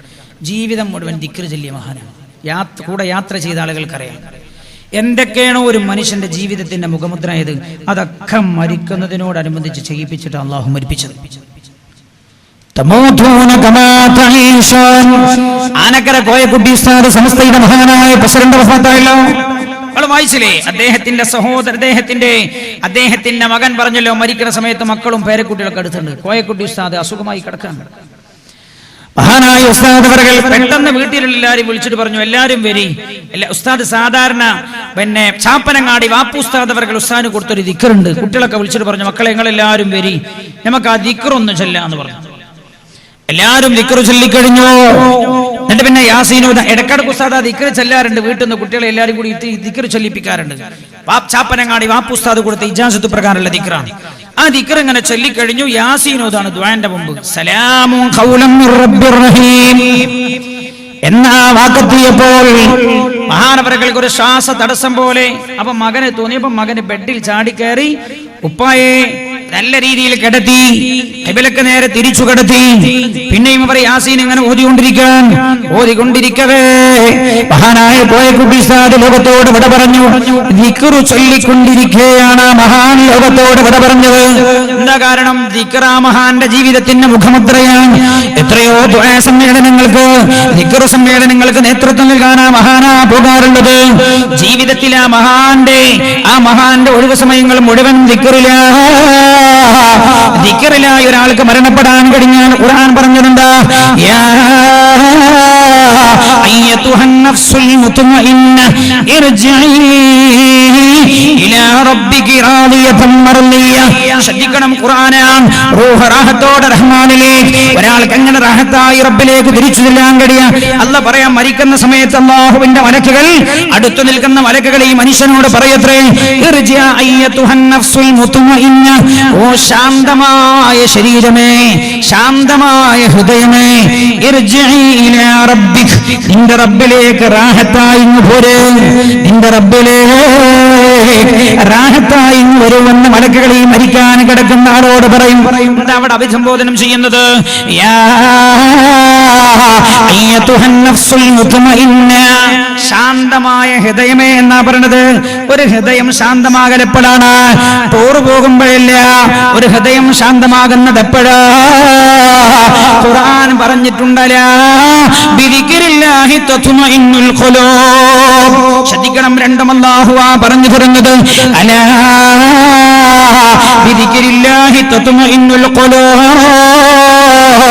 ദിക്ർ ചെല്ലുമ്പോഴാണ് കൽബിന് ശാന്തത ലഭിക്കുന്നത്. അപ്പോഴാണ് മരിക്കാൻ പോണ മനുഷ്യനോട് അല്ലാഹുവിന്റെ മലക്കുകൾ പറയുന്നത്, ജീവിതത്തിന്റെ ദിക്ർ ജീവിതത്തിന്റെ മുഖമുദ്രമാക്കിയാൽ പരാജയപ്പെടൂല. ഹദ്ദാദ് എല്ലാ ദിവസവും ചെയ്യുന്ന ആളുകളാണോ, അയാൾക്ക് വിജയം ഉണ്ടാവും ജീവിതാവസാനം എന്നാണ്. അല്ലാഹു അങ്ങനെയാക്കി തരട്ടെ. ഹദ്ദാദ് നരകത്തിലേക്ക് കൊണ്ടുപോകുന്ന ദിക്റിന്റെ സമാഹാരമല്ല, സ്വർഗത്തിലേക്ക് കൊണ്ടുപോകുന്ന ദിക്റിന്റെ സമാഹാരം. അതെന്താ ചില ആളുകൾ അങ്ങനെ പറയാൻ കാരണം? അതിൽ കുറെ ഫാത്തിഹ വിളിക്കുന്നുണ്ട്. ഫാത്തിഹ വിളിക്ക് കേട്ടുകൂടാ. ഫാത്തിഹ കേൾക്കാൻ പറ്റാത്ത വേറെ ചില ആൾക്കാരുണ്ടല്ലെന്ന്. അവരുടെ കായാക്കിബത്ത് എങ്ങനെയാകും എന്ന് കണ്ടറിയേണ്ടി വരും. പടച്ചോൻ എല്ലാവർക്കും ഹിദായത്ത് കൊടുക്കട്ടെ. അല്ലാഹു എല്ലാവർക്കും ഹിദായത്ത് കൊടുക്കട്ടെ. ഫാത്തിഹ ഓതാൻ പാടില്ലെന്നോ? ഫാത്തിഹ ഓതാനല്ലേ അല്ലാഹു പറഞ്ഞത് ഉമ്മുൽ ഖുർആനാണെന്ന് ആദ്യ ദിവസം നമ്മൾ പറഞ്ഞിട്ടുണ്ടല്ലോ. അപ്പോ ഖുർആൻ ദിക്ർ ഒരാൾ മുറുകെ പിടിച്ചാൽ, അലാ ബിദിക്രില്ലാഹി തത്മഇന്നുൽ ഖുലൂബ്. ശ്രദ്ധിക്കണം, യാ അയ്യതുഹൻ നഫ്സുൽ മുത്മഇന്ന. ദിക്ർ ചൊല്ലിയാൽ സമാധാനമുള്ള ഖൽബ് കിട്ടും. മരിക്കാൻ പോകുമ്പോൾ പറയലെന്നെ, സമാധാനമുള്ള മനുഷ്യ അങ്ങോട്ട് പോരുന്നാണ്. അപ്പൊ ദിക്ർ ചൊല്ലിയോനെ സ്വർഗത്ത് കിടന്നു എന്ന് പറയും. അവന്റെ റൂഹ് റാഹത്തായി ഭൂമിയിൽ നിന്ന് തിരിച്ചു പോകും റബ്ബിലേക്ക്. ആ വിഭാഗത്തിൽ അല്ലാഹു നമ്മളെ പെടുത്തി തരട്ടെ. ആ വിഭാഗത്തിൽ അല്ലാഹു നമ്മളെ പെടുത്തി തരട്ടെ. പുണ്യ നബിയോട് ഒരു സ്വഹാബി ചോദിച്ചല്ല, നബി ഏറ്റവും വലിയ അമൽ ഏതാണ്? തലബുൽ ഹലാൽ, ഹലാൽ സമ്പാദിക്കലാണ്. വഅൻ തമൂത വലിസാനുക ദിക്റുൻ വലിസാനുക റത്ബുൻ മിൻ ദിക്രില്ലാഹ്. ദിക്ർ ചൊല്ലിയിട്ട് എനിക്ക് മരിക്കാനും കഴിയലാണ് ഭൂമിയിലെ ഏറ്റവും വലിയ സൗഭാഗ്യം എന്ന് ഷഫീഉനാ റസൂലുള്ളാഹി. അല്ലാഹു ആ വിഭാഗത്തിൽ ഞങ്ങളെ പഠിച്ചു തരണേ അല്ലാഹ്. നമ്മൾ ദുആയിലേക്ക് കടക്കാൻ പോവാ. അപ്പൊ നമ്മൾ ഈ സദസ്സിൽ വെച്ച് ഇൻഷാ അല്ലാഹ് ഒരു 100 ലാ ഇലാഹ ഇല്ലല്ലാഹ് ചൊല്ലും. ഇനി അടുത്ത കൊല്ലം നമുക്ക് കഴിഞ്ഞെങ്കിലല്ലേ ഒരുമിച്ച് കൂടാൻ കഴിയുള്ളൂ. അല്ലാഹു തൗഫീഖ് ചെയ്യട്ടെ. ഈ സദസ്സിൽ ആരെ കണ്ട റബ്ബിൽക്കൊക്കെ അടുത്ത കൊല്ലം ഒരുമിച്ച് കൂടാൻ തൗഫീഖ് ചെയ്യണേ റബ്ബേ. ആരോഗ്യത്തോടെ ദീർഘായുസ്സ് നൽകണേ അല്ലാഹ്. 101 തവണ ഇന്ന് ഇതേ ലക്ഷ്യമുള്ളൂ, പടച്ചോനെ റാഹത്തായി മരിക്കണം. ഈ സദസ്സിലുള്ള ആളുകളോട് മുഴുവൻ ഞാൻ പറയാൻ, ആ ലക്ഷ്യത്തിലാവണം നിങ്ങൾ ഇരിക്കേണ്ടത്. എന്നിട്ടോ നിങ്ങൾ ഇവിടെ നമ്മൾ ദിക്ർ ചൊല്ലും 101 തവണ ലാ ഇലാഹ ഇല്ലല്ലാഹ് ചൊല്ലുമ്പോൾ നിങ്ങൾ മനസ്സിൽ വെക്കേണ്ട, പടച്ചോനെ ആഖിബത്ത് നന്നാക്കി തരണം. അതിനാണ് ഇന്നത്തെ സദസ്സ്. മഹാനായ നബിയുനാ റസൂലുള്ളാഹി സല്ലല്ലാഹു അലൈഹി വസല്ലം തങ്ങൾ പറയാ ആമുറുകും ബിദിക്രില്ലാഹി കതീറാ, നിങ്ങൾ ധാരാളം ദിക്ർ ചൊല്ലണം എന്ന് ഞങ്ങളോട് കൽപ്പിക്കുകയാണ്. നിസ്കാരം കഴിഞ്ഞ പാടെ കച്ചവടക്കാരനാണെങ്കിലും പാഞ്ഞു പോണ്ട, നമ്മൾ ഉണ്ടാക്കുന്ന ലാഭം ഞമ്മക്കന്നെ ഉപയോഗപ്പെടുത്താൻ കഴിയുമെന്നൊന്നും അറിയില്ല. അവിടെ ഇരുന്നിട്ട് ആ 33 സുബ്ഹാനല്ലാഹി അൽഹംദുലില്ലാഹി അല്ലാഹു അക്ബറും ചൊല്ലിട്ട് നീച്ചു പോയാൽ മതി. എങ്ങോട്ട് പോയ ജുമാന്റെ സമയത്ത് കടയടക്കാൻ മടിയായിട്ടേ ആ സമയത്തുള്ളൊരു 10 റുപ്യന്റെ കച്ചവടം കൂടി കുറഞ്ഞു പോകണ്ടെന്ന് എഴുതിയിട്ട് ഒരുത്തന അറബി ഖുത്ബ, മുതലാളി പോവും അറബി ഖുത്ബ നടക്കുന്ന പള്ളിക്ക്, തൊഴിലാളിനെ പറഞ്ഞേക്കും മലയാളം ഖുത്ബ നടക്കുന്ന പള്ളിക്ക്. മുതലാളിക്ക് ഉറപ്പാണ് മലയാളം ഖുത്ബ ശരിയാവില്ല. അപ്പൊ തൊഴിലാളിന്റെ ജുമാ ബാത്തിലായാലും തിരക്കല്ല, എന്റെ ജുമാ കിട്ടും വേണം കച്ചവടം നടക്കും വേണം, എന്റെ ജുമാ കിട്ടും വേണം കച്ചവടം നടക്കും. ആ സമയത്ത് അല്ല പറഞ്ഞെന്താ അറിയും, നിങ്ങൾ ആ ഷട്ടർ താത്തിട്ടല്ല നിങ്ങൾക്ക് ഏറ്റവും നല്ലത്. إذا نودي للصلاة من يوم الجمعة فاسعوا إلى ذكر الله وذروا البيع. അപ്പൊ നിങ്ങൾ കച്ചവടം ചെയ്യേണ്ട, കച്ചവടം നിങ്ങൾക്ക് നല്ലതല്ല എന്ന റഹ്മാനായ അല്ലാഹു. ഉസ്താദേ സാധനമൊക്കെ കൂടി പീടിയൊക്കെ എടുത്തു വെക്കാന്നുള്ള ബുദ്ധിമുട്ടാ. എന്നാ പിന്നെ രാവിലെ തുറന്ന പോലെ എല്ലാം എടുത്തു വെക്കണ്ട, കുറച്ചെടുത്ത് വെച്ചാൽ മതി. എന്നിട്ട് ഉച്ചയ്ക്ക് ശേഷം ഫുള്ളായിട്ട് എടുത്തു വെച്ചാൽ അതൊക്കെയാണോ ന്യായം പറയുന്നത്? അപ്പൊ നിങ്ങൾ കച്ചവടം ചെയ്യേണ്ട, കച്ചവടം നിങ്ങൾക്ക് നല്ലതല്ല എന്ന് അല്ലാഹു റബ്ബ് സുബ്ഹാനഹു വ തആല ബോധം തരട്ടെ. നിസ്കരിച്ചിട്ട് ആ ദിക്റൊക്കെ ചൊല്ലിയിട്ട് പോയിക്കോളൂ. വഅമുറുകും ബിദിക്രില്ലാഹി കതീറാ, നിങ്ങൾ ധാരാളം ദിക്ർ ചൊല്ലണം എന്ന് ഞാൻ നിങ്ങളോട് കൽപ്പിക്കുകയാണ്. പുണ്യ നബി പറയാണ് മസലു ദാലിക, ഈ ധാരാളം ദിക്ർ ചൊല്ലുന്ന ആളുടെ ഉദാഹരണം എങ്ങനെയാണ്? കമതലി റജുലിൻ തലബഹുൽ അദുവ്വു, ഒരാളെ പോലെയാണ്, അയാളുടെ പിന്നിൽ ഒരു ശത്രു കൂടി. കേൾക്കണേ, ഒരാളെ പോലെയാണ് അയാളുടെ പിന്നിൽ ഒരു ശത്രു കൂടി.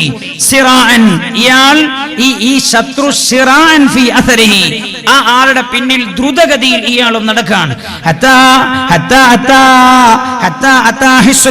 അങ്ങനെ ഈ ശത്രു ഓടിക്കുന്ന ഇയാൾ ഓടിച്ചെന്നിട്ട് ഒരു കോട്ടക്കകത്തേക്ക് അങ്ങ് കയറി.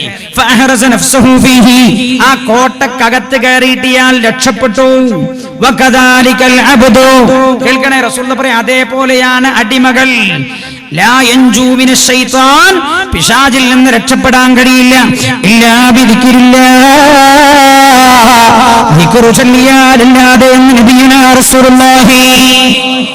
മനോമുഖരത്തിൽ കൊത്തിവെക്കണം, ദിക്റു ചൊല്ലിയാലല്ലാതെ ശൈത്താനിൽ നിന്ന് രക്ഷപ്പെടാൻ കഴിയില്ല.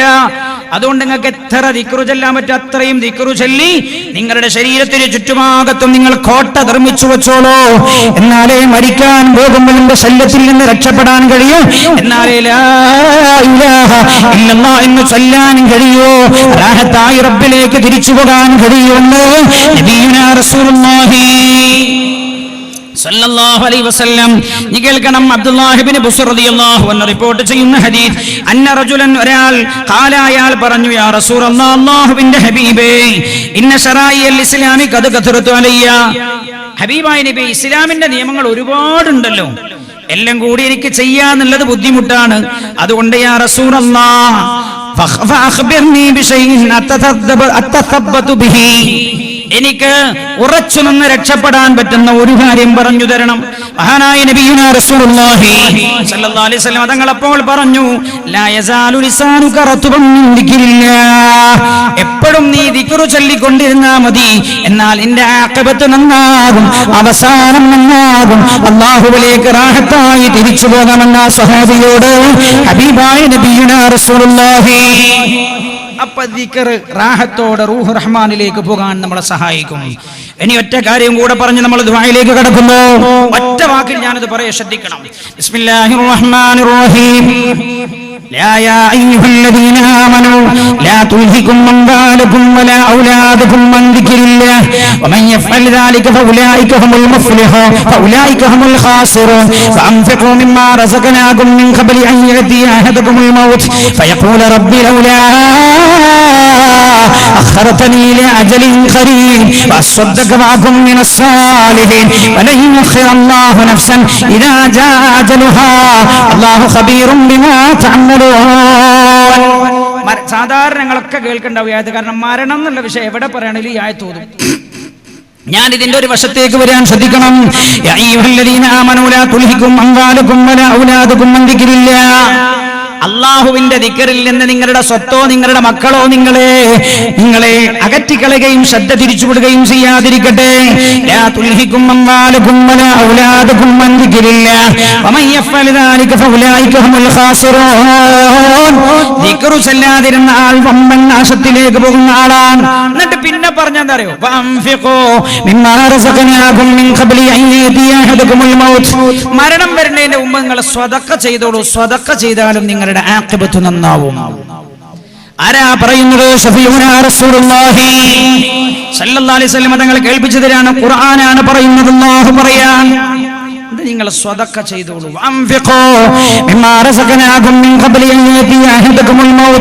മരണം വരുന്നതിന്റെ മുമ്പ് അസ്രായിൽ വരുന്നതിന്റെ തൊട്ട് മുമ്പ് നിങ്ങൾക്ക് സ്വതക്ക ചെയ്യാൻ കഴിയും. സ്വതക്ക ചെയ്തോളൂ. സ്വതക്ക മരണം നന്നാക്കി കളയും എന്ന് ശഫീഉനാ റസൂലുള്ളാഹി. സ്വതക്ക മരണം നന്നാകാൻ കാരണമാകുമെന്ന് മുഹമ്മദ് മുസ്തഫ. നമ്മൾ നേരത്തെ മരണത്തിന്റെ ആയത്തോതിയില്ല, ഞാൻ അങ്ങോട്ട് തിരിച്ചു പോകുന്നില്ല. ദ്വായിലേക്ക് കടക്കാനില്ല. അത് പറഞ്ഞെടുത്തു കണ്ടില്ല നിങ്ങൾ പറഞ്ഞത്. മരിക്കാൻ കിടക്കുന്ന ആൾ വിലപിക്കുന്ന ഏത് കാര്യത്തില്? പഠിച്ചോനെ, എനിക്ക് കണ്ണൂരിൽ ഉണ്ടായിരുന്ന വലിയ ബിൽഡിംഗ് ഞാൻ എന്റെ മക്കൾക്ക് വേണ്ടിയാണ് മാറ്റിവെച്ചത്. നിന്റെ പള്ളിക്ക് ഞാൻ കൊടുത്തെങ്കിൽ, മദ്രസക്ക് കൊടുത്തെങ്കിൽ, പഠിച്ചോനെ പാവപ്പെട്ടവർക്ക് ഞാൻ ദാനം ചെയ്തെങ്കിൽ എന്ന് മരിക്കാൻ പോകുന്ന സമയത്ത് ഓരോ മനുഷ്യനും വിചാരിച്ചു പോകുമെന്ന് ഹബീബായ നബിയുനാ റസൂലുള്ളാഹി സ്വല്ലല്ലാഹു അലൈഹി വസല്ലം അല്ലാഹുവിന്റെ ഹബീബ് ഓതി കേൾപ്പിക്കാൻ ഖുർആൻ പറയാം. സ്വദഖ മരണത്തെ നന്നാക്കാൻ കാരണമാകും. ഒറ്റ ഹദീസ് ഞാൻ ആ വിഷയത്തിൽ പറഞ്ഞോളൂ. ഇന്നീ സദസ്സിൽ ആരൊക്കെ സ്വദഖ ചെയ്യുണ്ടോ അവരുടെ മുഴുവൻ ലക്ഷ്യം ഇതാവണം. പടച്ചോനെ, എന്റെ ആഖിബത്ത് നന്നാവാനാ ഞാൻ ഈ സ്വദഖ നിയ്യത്ത് ചെയ്യുന്നത്. അവസാനം ലാ ഇലാഹ ഇല്ലല്ലാഹ് എന്ന് ഉച്ചരിച്ച് മരിക്കണം റബ്ബേ എനിക്ക്. അതിന് വേണ്ടി ഒരു 6666, അതിന് വേണ്ടി ഒരു 25000, അല്ലാഹുവേ ആ നിയ്യത്ത് പൂർത്തിയാവാൻ ഒരു 11000, അതിന് വേണ്ടി 4444, അല്ലാഹുവേ അതിന് വേണ്ടി ഒരു 3333. അല്ലാഹു റബ്ബുൽ ഇസ്സത്ത് പുറത്തു തരട്ടെ. നല്ലൊരു സഹോദരി വിളിച്ചല്ലോ, ഏത് നാട്ടുകാരിയാണെന്നൊന്നും എനിക്കറിയില്ല. ഒരു സഹോദരി, ഞാൻ സാധാരണ ഫോൺ എടുക്കില്ല, ഇത് എന്തേ എടുത്തു പോയതെന്ന് എനിക്കെന്നെ അറിയില്ല. സാധാരണ എടുക്കില്ല എന്ന് പറഞ്ഞാൽ ഞാൻ വായിക്കണ തിരക്കിലാകുമ്പോൾ എടുക്കാൻ കഴിയില്ല. ഈ ഫോണിൽ സംസാരിക്കാൻ പിന്നെ ഒരു വായനയും നടക്കൂല, വയലും നടക്കൂല. അപ്പൊ ഞാൻ ഇങ്ങനെ ഇരുന്ന് കിതാബ് വായിക്കാനാണ് എടുക്കുന്നുണ്ട്. പെട്ടെന്നൊരു കോള് വെറുതെ എടുത്തു നോക്കുമ്പോൾ ഈ സദസ്സിൽ ഇന്നലെ പങ്കെടുത്ത ഏതൊരു സഹോദരി വിളിച്ചതാണ്. ആ സഹോദരി പറഞ്ഞു, ഉസ്താദേ പ്രത്യേകം ദ്വാരക്കണം, എനിക്ക് ഭയങ്കര വിഷമമുണ്ട്, എന്റെ മനസ്സ് വല്ലാതെ എന്നെ പ്രയാസപ്പെടുത്തുന്നു. എന്നിട്ട് ആ പെണ്ണെന്നോട് പറയും ചെയ്തു, അല്ലാഹു ആ സഹോദരിക്ക് പുറത്തു കൊടുക്കട്ടെ. സാധേ ജീവിതത്തിൽ ഞാൻ വലിയൊരു തെറ്റ് ചെയ്തു പോയിട്ടുണ്ട്, ചെയ്യാൻ പാടില്ലാത്ത സിന എൻ്റെ ജീവിതത്തിൽ വന്നിട്ടുണ്ട്. അതുകൊണ്ട് 3333 റുപ്യ ഞാൻ ഈ സദസ്സിൽ നാളെ കൊടുക്കും. എൻ്റെ മനസ്സിനൊരു സമാധാനം എനിക്ക് കിട്ടുന്നില്ല, എനിക്ക് പുറത്തു തരാൻ അങ്ങയുടെ റബ്ബിനോട് ദ്വാരക്കണം എന്ന് ആ സഹോദരി പൊട്ടിക്കരഞ്ഞ് പറയുന്നു. അല്ലാഹു പുറത്തു കൊടുക്കട്ടെ, അല്ലാഹു പുറത്തു കൊടുക്കട്ടെ. ഞാൻ പറയാം, വളരെ നമ്മൾ ശ്രദ്ധിക്കേണ്ടതാണ്. സ്വതക്ക ആഖിബത്ത് നന്നാവാൻ പറ്റും എന്ന് അള്ളാഹു പറയും. നിങ്ങൾ സ്വതക്ക ചെയ്യുന്ന ആളാണോ, നിങ്ങൾക്ക് മോശപ്പെട്ട മരണം ഉണ്ടാവില്ല. അത് അനുഭവം ഉണ്ട് എൻ്റെ ജീവിതത്തിൽ. എൻ്റെ ജീവിതത്തിൽ അനുഭവമുണ്ട്. ഒരു വലിയ മുതലാളിയാണ്, 2 കോടിൻ്റെ വീടായാലെടുത്ത്. അങ്ങനെ കച്ചവടക്കാരനാണ്, നിസ്കരിക്കേയില്ല. ഞാനൊരു പരിചയമുള്ള ചില ആളുകൾ എന്നോട് പറഞ്ഞു, ഉസ്താദേ അയാൾ തീരെ നിസ്കരിക്കില്ല, നിങ്ങൾ എങ്ങനെയെങ്കിലും അയാൾ നിസ്കരിക്കാം. നാട്ടുകാർക്കൊക്കെ അയാളോട് വലിയ ഇഷ്ടമെന്ന് പറയാൻ കാരണം എന്താ? നല്ല ധർമ്മിഷ്ഠനാ, ധർമ്മം തന്നെ കൊടുക്കും, പള്ളിക്ക് കൊടുക്കും. ഏതൊരു പള്ളിക്ക് വലിയൊരു സ്ഥലം തന്നെ വാങ്ങിച്ചു കൊടുക്കും. ഒരു പള്ളി ഉണ്ടാക്കുന്ന സമയത്ത് ആ പള്ളിക്ക് കുറച്ചുകൂടി സ്ഥലം കിട്ടണം, കിട്ടിയാൽ തിരക്കിടില്ലേന്ന് കരുതിയിട്ട് ആ പള്ളിക്കാർ അയാളുടെ അടുത്ത് ചെന്നപ്പോൾ അയാളോട് പറഞ്ഞു, ഇങ്ങനെ നിങ്ങൾ ആ സ്ഥലം കുറച്ച് നമുക്ക് തരുമോ, നമുക്ക് പള്ളി ഉണ്ടാക്കാൻ ആവശ്യമുണ്ടായിരുന്നു, വില എന്താ വെച്ചാൽ തരാമെന്നു പറഞ്ഞു. വില ഒന്നും വേണ്ട, പള്ളിക്ക് ആവശ്യമുള്ള എടുത്തോളി, ബാക്കി മതി എനിക്ക്. ഇപ്പോഴും ആൾ ജീവിച്ചിരിക്കുന്നുണ്ട്, പക്ഷെ നിസ്കരിക്കൂല. പള്ളിനോട് ഭയങ്കര ഇഷ്ടമാണ്. എന്നാൽ ഏതെങ്കിലും ഒരു ഫുട്ബോൾ കളിക്കാർ ചെന്നിട്ട് പറയാണ്, പിന്നെ ഇങ്ങനെ ഡേഷ്, ആളെ പേര് ഞാൻ പറയാതെ പറഞ്ഞു ബേജാറിൽ, അയാൾ ചെന്നിട്ട് അയാളോട് പറയാണ്, ഇങ്ങനെ ഞങ്ങളൊരു ഫുട്ബോൾ മാച്ചൊക്കെ നടത്തുന്നുണ്ട്, നിങ്ങൾ എന്തായാലും സംഭാവന തരണമെന്ന് അയാൾ പറയുന്നത് അറിയാം. അങ്ങനത്തെ പൈസ ഒന്നും എൻ്റെ അടുത്തില്ല, അള്ളാഹ്ക്ക് ഇഷ്ടപ്പെട്ടതല്ലാതെ കൊടുക്കാനുള്ള പൈസ എൻ്റെ അടുത്തില്ല എന്ന് പറയാം. എന്നാൽ മൂപ്പര് നിസ്കരിക്കൂല. വലിയ രസമാണ്. നാട്ടുകാർക്കൊക്കെ ഇയാളോട് ഭയങ്കര ഇഷ്ടമാണ്, ദേഷ്യമല്ല. പഠിച്ചോണെ ഇയാൾ എങ്ങനെയെങ്കിലും നന്നായി കിട്ടിയാൽ മതി എന്ന് നാട്ടുകാരൊക്കെ പറയാം. എന്നോട് പറഞ്ഞു, സാറേ നിങ്ങൾ എന്തെങ്കിലും വൈക്കൊന്ന് നിസ്കരിപ്പിക്കാൻ കഴിയുമോ നോക്കി. അപ്പം ഞാൻ പരിചയമുണ്ട്. അപ്പം ഞാൻ ഒരു ദിവസം അങ്ങനെ പോയപ്പോൾ നിസ്കാരത്തിൻ്റെ സമയത്തിൻ്റെ കുറച്ച് മുമ്പ് പോയാളുണ്ട്. എന്നാൽ പിന്നെ സംസാരിച്ചുകൊണ്ടിരിക്കുമ്പോൾ ബാങ്ക് കൊടുത്താൽ പറയാലോ, പിന്നെ നമ്മൾ പോയി നിസ്കരിക്കല്ലേ എന്ന് പറയാലോ. അങ്ങനെയെങ്കിലും ഒരു ലജ്ജ ഉണ്ടെങ്കിലും വരുമല്ലോ. ഒന്ന് പള്ളിയിലാണ് കയറിയിട്ട് പിന്നീട് കയറിയോളൂ എന്ന് എഴുതിയിട്ട് ഞാൻ പിന്നെ ഇടക്കിടക്ക് മൂപ്പരോട് പറയും ഇൻഷാ അല്ലാഹ് നിങ്ങളെ കൂടെ ഒരു ഉംറക്ക് പോകണം നിങ്ങൾക്കൊരു പൂതി ഉണ്ട് അങ്ങനെ പറയും. മക്കത്ത് കൊണ്ടുപോയിട്ടുണ്ടെങ്കിൽ 15 ദിവസം നിന്നാൽ ശരിയാവില്ലോ എന്ന് എഴുതിയിട്ട് നിങ്ങളെ കൂടെ ഒരു ഉംറക്ക് പോകണമെന്ന് ഞാൻ അങ്ങോട്ട് പറയും മൂപ്പരോട്. അപ്പോഴൊക്കെ പറയും സാറേ ആയിട്ടില്ല ഏടെ വയസ്സൊക്കെ ആയില്ല എന്നിട്ട് പറയും ആയിട്ടില്ല കുറച്ചുകൂടി കേട്ടേന്ന്. ഈ മനുഷ്യൻ അയാളെ വീടിൻ്റെ അടുത്തൊരു പള്ളിയുണ്ട്. ഇയാൾ ഈ വീടുണ്ടാക്കിയപ്പോൾ പള്ളി ചെറുതായി പോയി. ഇയാൾ ചെയ്തെന്താ അറിയോ? ഇയാൾ ചെയ്ത് പള്ളിന്റെ മുകൾ ഭാഗം ഇയാൾ എടുത്തു കൊടുത്തു എന്നല്ല, മീനാരാണ് വലുതാക്കി. എന്നിട്ട് പറഞ്ഞു ഉസ്താദേ പള്ളിന്റെ മേലെ എൻ്റെ വീടോ അള്ളാന്റെ പള്ളിന്റെ താഴെ മതി എൻ്റെ വീട്, മീനാരാണ് വലുതാക്കി മൂപ്പർ. ആ പള്ളി ഫുള്ള് ചെലവ് മൂപ്പർ എടുത്തു. എന്നിട്ട് മീനാരാണ് വലുതാക്കിയിട്ട് മൂപ്പരെ വീട് താഴാക്കി. എന്നാലും മൂപ്പർ എങ്ങോട്ട് പോല പള്ളിക്ക് പോല അല്ലാ അങ്ങനത്തെ ഒരു മനുഷ്യനാണ്. പക്ഷെ ഭയങ്കര ധർമ്മിഷ്ഠനാ. ഞാൻ ഈ ആയത്തും ഹദീസൊക്കെ എത്ര സത്യാന്നാണ് ഞാൻ ആലോചിച്ച് നോക്കുന്നത്. ഞാൻ എന്നിട്ട് ആ പള്ളിയിലെ ഉസ്താവ് എന്നോട് പറയും ഉസ്താദെ എങ്ങനെയെങ്കിലും ഒന്ന് നിസ്കരിപ്പിക്കും സാർ, എന്തോ ഒരു നല്ല മനുഷ്യൻ, ആ മനുഷ്യൻ നരകത്ത് പോകുമെന്നല്ല സഹിച്ചൂടല്ലോ എന്ന് പറയാം. ഞാൻ ഈടെ ഇടയ്ക്കിടയ്ക്ക് കാണുമ്പോൾ ചോദിക്കും എന്താ നമ്മൾ ആളെ വിവരം, നിസ്കരിക്കാൻ തുടങ്ങിയെന്ന് ചോദിക്കും ഞാനോട്. ഈടെ ഞാൻ അയാളെ കണ്ട് ചോദിച്ചപ്പോൾ എന്നോട് പറഞ്ഞു ഉസ്താദെ ഇപ്പം നിസ്കാരം റെഡിയാന്നല്ല, സുബൈന്റെ മുമ്പേ പള്ളിയിലെത്തും, സുബഹിയുടെ മുമ്പേ പള്ളിയിലെത്തുമെന്നയാൾ എന്നോട് പറഞ്ഞു. ആളാകെ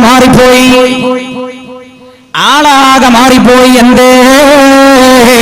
അല്ലാഹുവിന്റെ ഹബീബിന്റെ ഹദീസിലേക്കോട് നിങ്ങൾ സയ്യിദുനാ മഹാനായ നബിയുനാ മുഹമ്മദ് മുസ്തഫ സല്ലല്ലാഹു അലൈഹി വസല്ലം തങ്ങളുടെ ഏറ്റവും അടുത്ത സ്വഹാബി സയ്യിദുനാ സിദ്ദീഖ് റളിയല്ലാഹു അൻഹു പറയുന്നത്, മഹാനവറുകൾ പറയാണ് സമയത്ത് റസൂലുള്ളാഹി സല്ലല്ലാഹു അലൈഹി വസല്ലം റസൂലുള്ളാഹി പറയുന്നത് ഞാൻ കേട്ടു.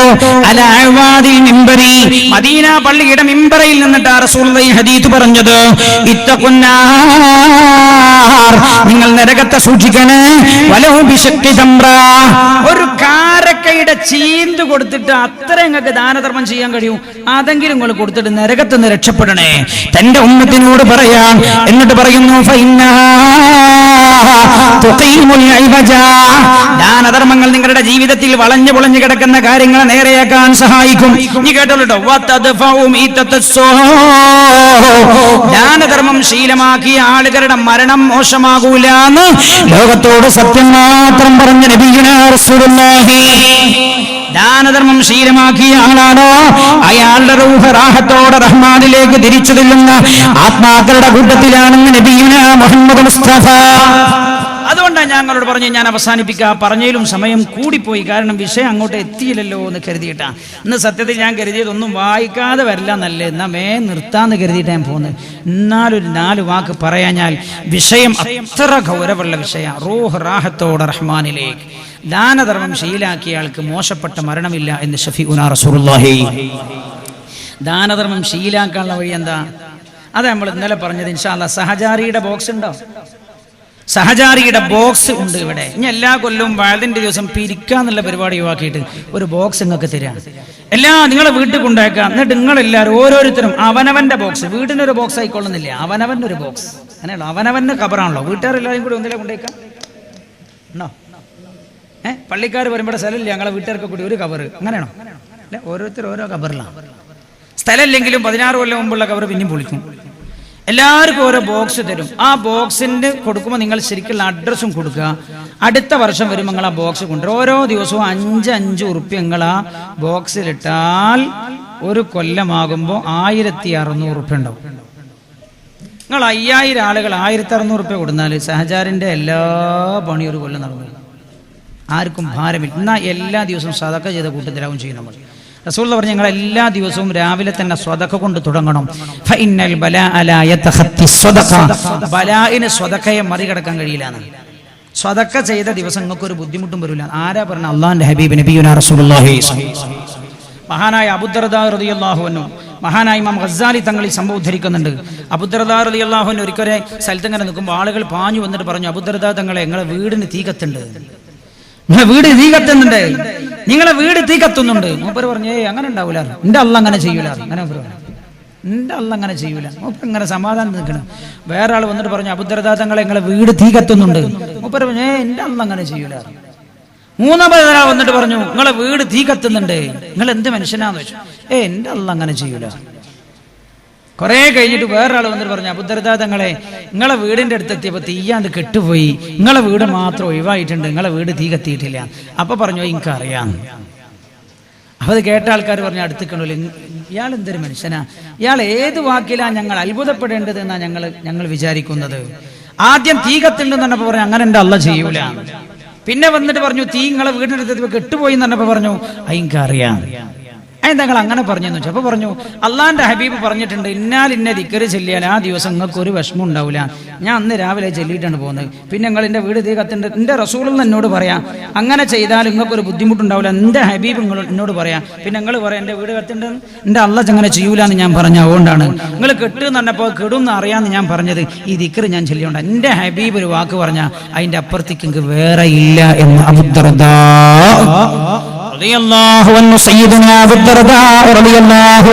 അതിനാണ് വിശ്വാസി എന്ന് പറയാ.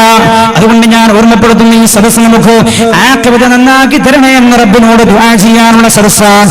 അതുകൊണ്ട് ഞാൻ ഓർമ്മപ്പെടുത്തുന്നു, ഈ സദസ്സിൽ ധർമ്മം ചെയ്യുന്ന, ദാനധർമ്മം ചെയ്യുന്ന എല്ലാവരും നിയ്യത്ത് ചെയ്യേണ്ടത് പഠിച്ചോനെ എന്റെ ആഖിബത്ത് നന്നാക്കി തരണേ എന്നാണ്. ഞങ്ങളോട് ചോദിക്കാണ്, നമ്മൾ പറഞ്ഞല്ലോ ഒരു ലാസ്റ്റ് ദിവസം, ഈ 7 ദിവസവും നമ്മൾ തന്നെ പറഞ്ഞ് എന്നാ നമുക്ക് ഈ കാര്യങ്ങളൊക്കെ നടന്നു പോവുകയും ചെയ്യണം. ആരെങ്കിലും സ്വതക്ക കൊടുക്കാൻ ഉദ്ദേശിക്കുന്നെങ്കിൽ ഞാൻ പറയാം, ഈ സദസ്സിൽ വെച്ച് പടച്ചോനെ എന്റെ ആഖിബത്ത് നന്നാവണം എന്ന് നിയ്യത്തിൽ 6666 റുപ്യ കൊടുക്കാൻ പറ്റാവുന്ന 100 പേരെ നമുക്ക് ആവശ്യമുണ്ട്. ഒരു 20 പേരായിട്ടുണ്ട്, ഒരു 80 പേർക്ക് ചാൻസ്. പല ലക്ഷ്യം തന്നെ ഇതാവണം. പടച്ചോനെ എന്റെ അവസാനം നന്നാക്കി തരണം. ഒറ്റയ്ക്ക് നിങ്ങൾ കൊടുക്കണമെന്നില്ല, നിങ്ങൾ പിന്നെ എത്തിച്ചു കൊടുത്താൽ മതി. 6666 റുപ്യ കൊടുക്കാൻ പറ്റാവുന്ന ആ വളണ്ടിയേഴ്സ് ഒന്ന് പെട്ടെന്ന് ഒന്ന് ദ്രുതഗതിയിൽ പോകണം എന്ന് ഓർമ്മപ്പെടുത്തുന്നു. അൽഹംദുലില്ലാഹ്, ഒരുപാട് സ്വർണം വന്നിട്ടുണ്ട് ഈ സദസ്സിലേക്ക്. അൽഹംദുലില്ലാഹ്, പടച്ച റബ്ബേ 6600 എടാ വളണ്ടിയേഴ്സ് 6666 റുപ്യ ഒരു സഹോദരൻ റഹ്മത്തുള്ളാഹി ഒരു സ്വലാത്തിൽ സല്ലല്ലാഹു അലാ മുഹമ്മദ് സല്ലം റഹ്മത്തുള്ളാഹിയായ അല്ലാഹ് സദഖ ചെയ്താൽ ആഖിബത്ത് നന്നാകുമെന്ന് നിന്റെ ഹബീബ് പറയുന്നത് കേട്ടപ്പോഴാ റബ്ബേ ഈ സദസ്സിലുള്ള സഹോദരൻ എഴുന്നേറ്റ് നിന്ന് പരിശുദ്ധ ഖുർആന്റെ ഓരോ ആയത്തിന്റെ പേരിലും ഒരു സദഖ എന്ന രീതിയിൽ ഈ സദസ്സിലേക്ക് അവർ ഏറ്റെടുത്തതല്ലാഹുവേ. പാവപ്പെട്ട രോഗികളുടെ കാര്യത്തിനായി അവർ ഏറ്റെടുത്തതല്ല, അവരുടെ ഉദ്ദേശം പോലെ ആഖിബത്ത് നീ നന്നാക്കി കൊടുക്കണേ റബ്ബേ. ആരോഗ്യം കൊടുക്കണേ അല്ലാഹ്, ദീർഘായുസ്സ് നൽകണേ റബ്ബേ. ആ ഉദ്ദേശം നീ പൂർത്തിയാക്കി കൊടുക്കണേ അല്ലാഹ്. ആരാളുള്ളത് വളണ്ടിയേഴ്സ് വേഗം ചൊല്ലി. രണ്ടാമത്തത് നമ്മളെ മൂസക്കയാണ്, സരിഗമ മൂസക്ക, നമ്മൾ അടുത്ത ചങ്ങായി. അല്ലാഹു ഖബൂൽ ചെയ്യുമാറാകട്ടെ. ഇന്നത്തെ ലക്ഷ്യം തന്നെ ഇതാ, പടച്ചോനെ സ്വതക്ക ചെയ്ത ആഖിബത്ത് നന്നാവും നിന്റെ ഹബീബ് പറഞ്ഞിട്ടുണ്ടല്ലോ. റബ്ബേ എന്റെ ആഖിബത്ത് നന്നാക്കി തരണേ എന്ന നിയ്യത്തിൽ 6666 റുപ്യ കൊടുക്കാൻ തയ്യാറുള്ള ആളുകളാണ്. വളണ്ടിയേഴ്സ് വളരെ കുറവല്ലോ ഹുസൈൻ, സിദ്ദീഖ് ഹുസൈൻ. ഈ വളണ്ടിയേഴ്സിന് വേഗം പറഞ്ഞേക്കണം, ദ്വാരക്കാൻ പോയാൽ 40 പേർക്ക് പോരാ, വേഗം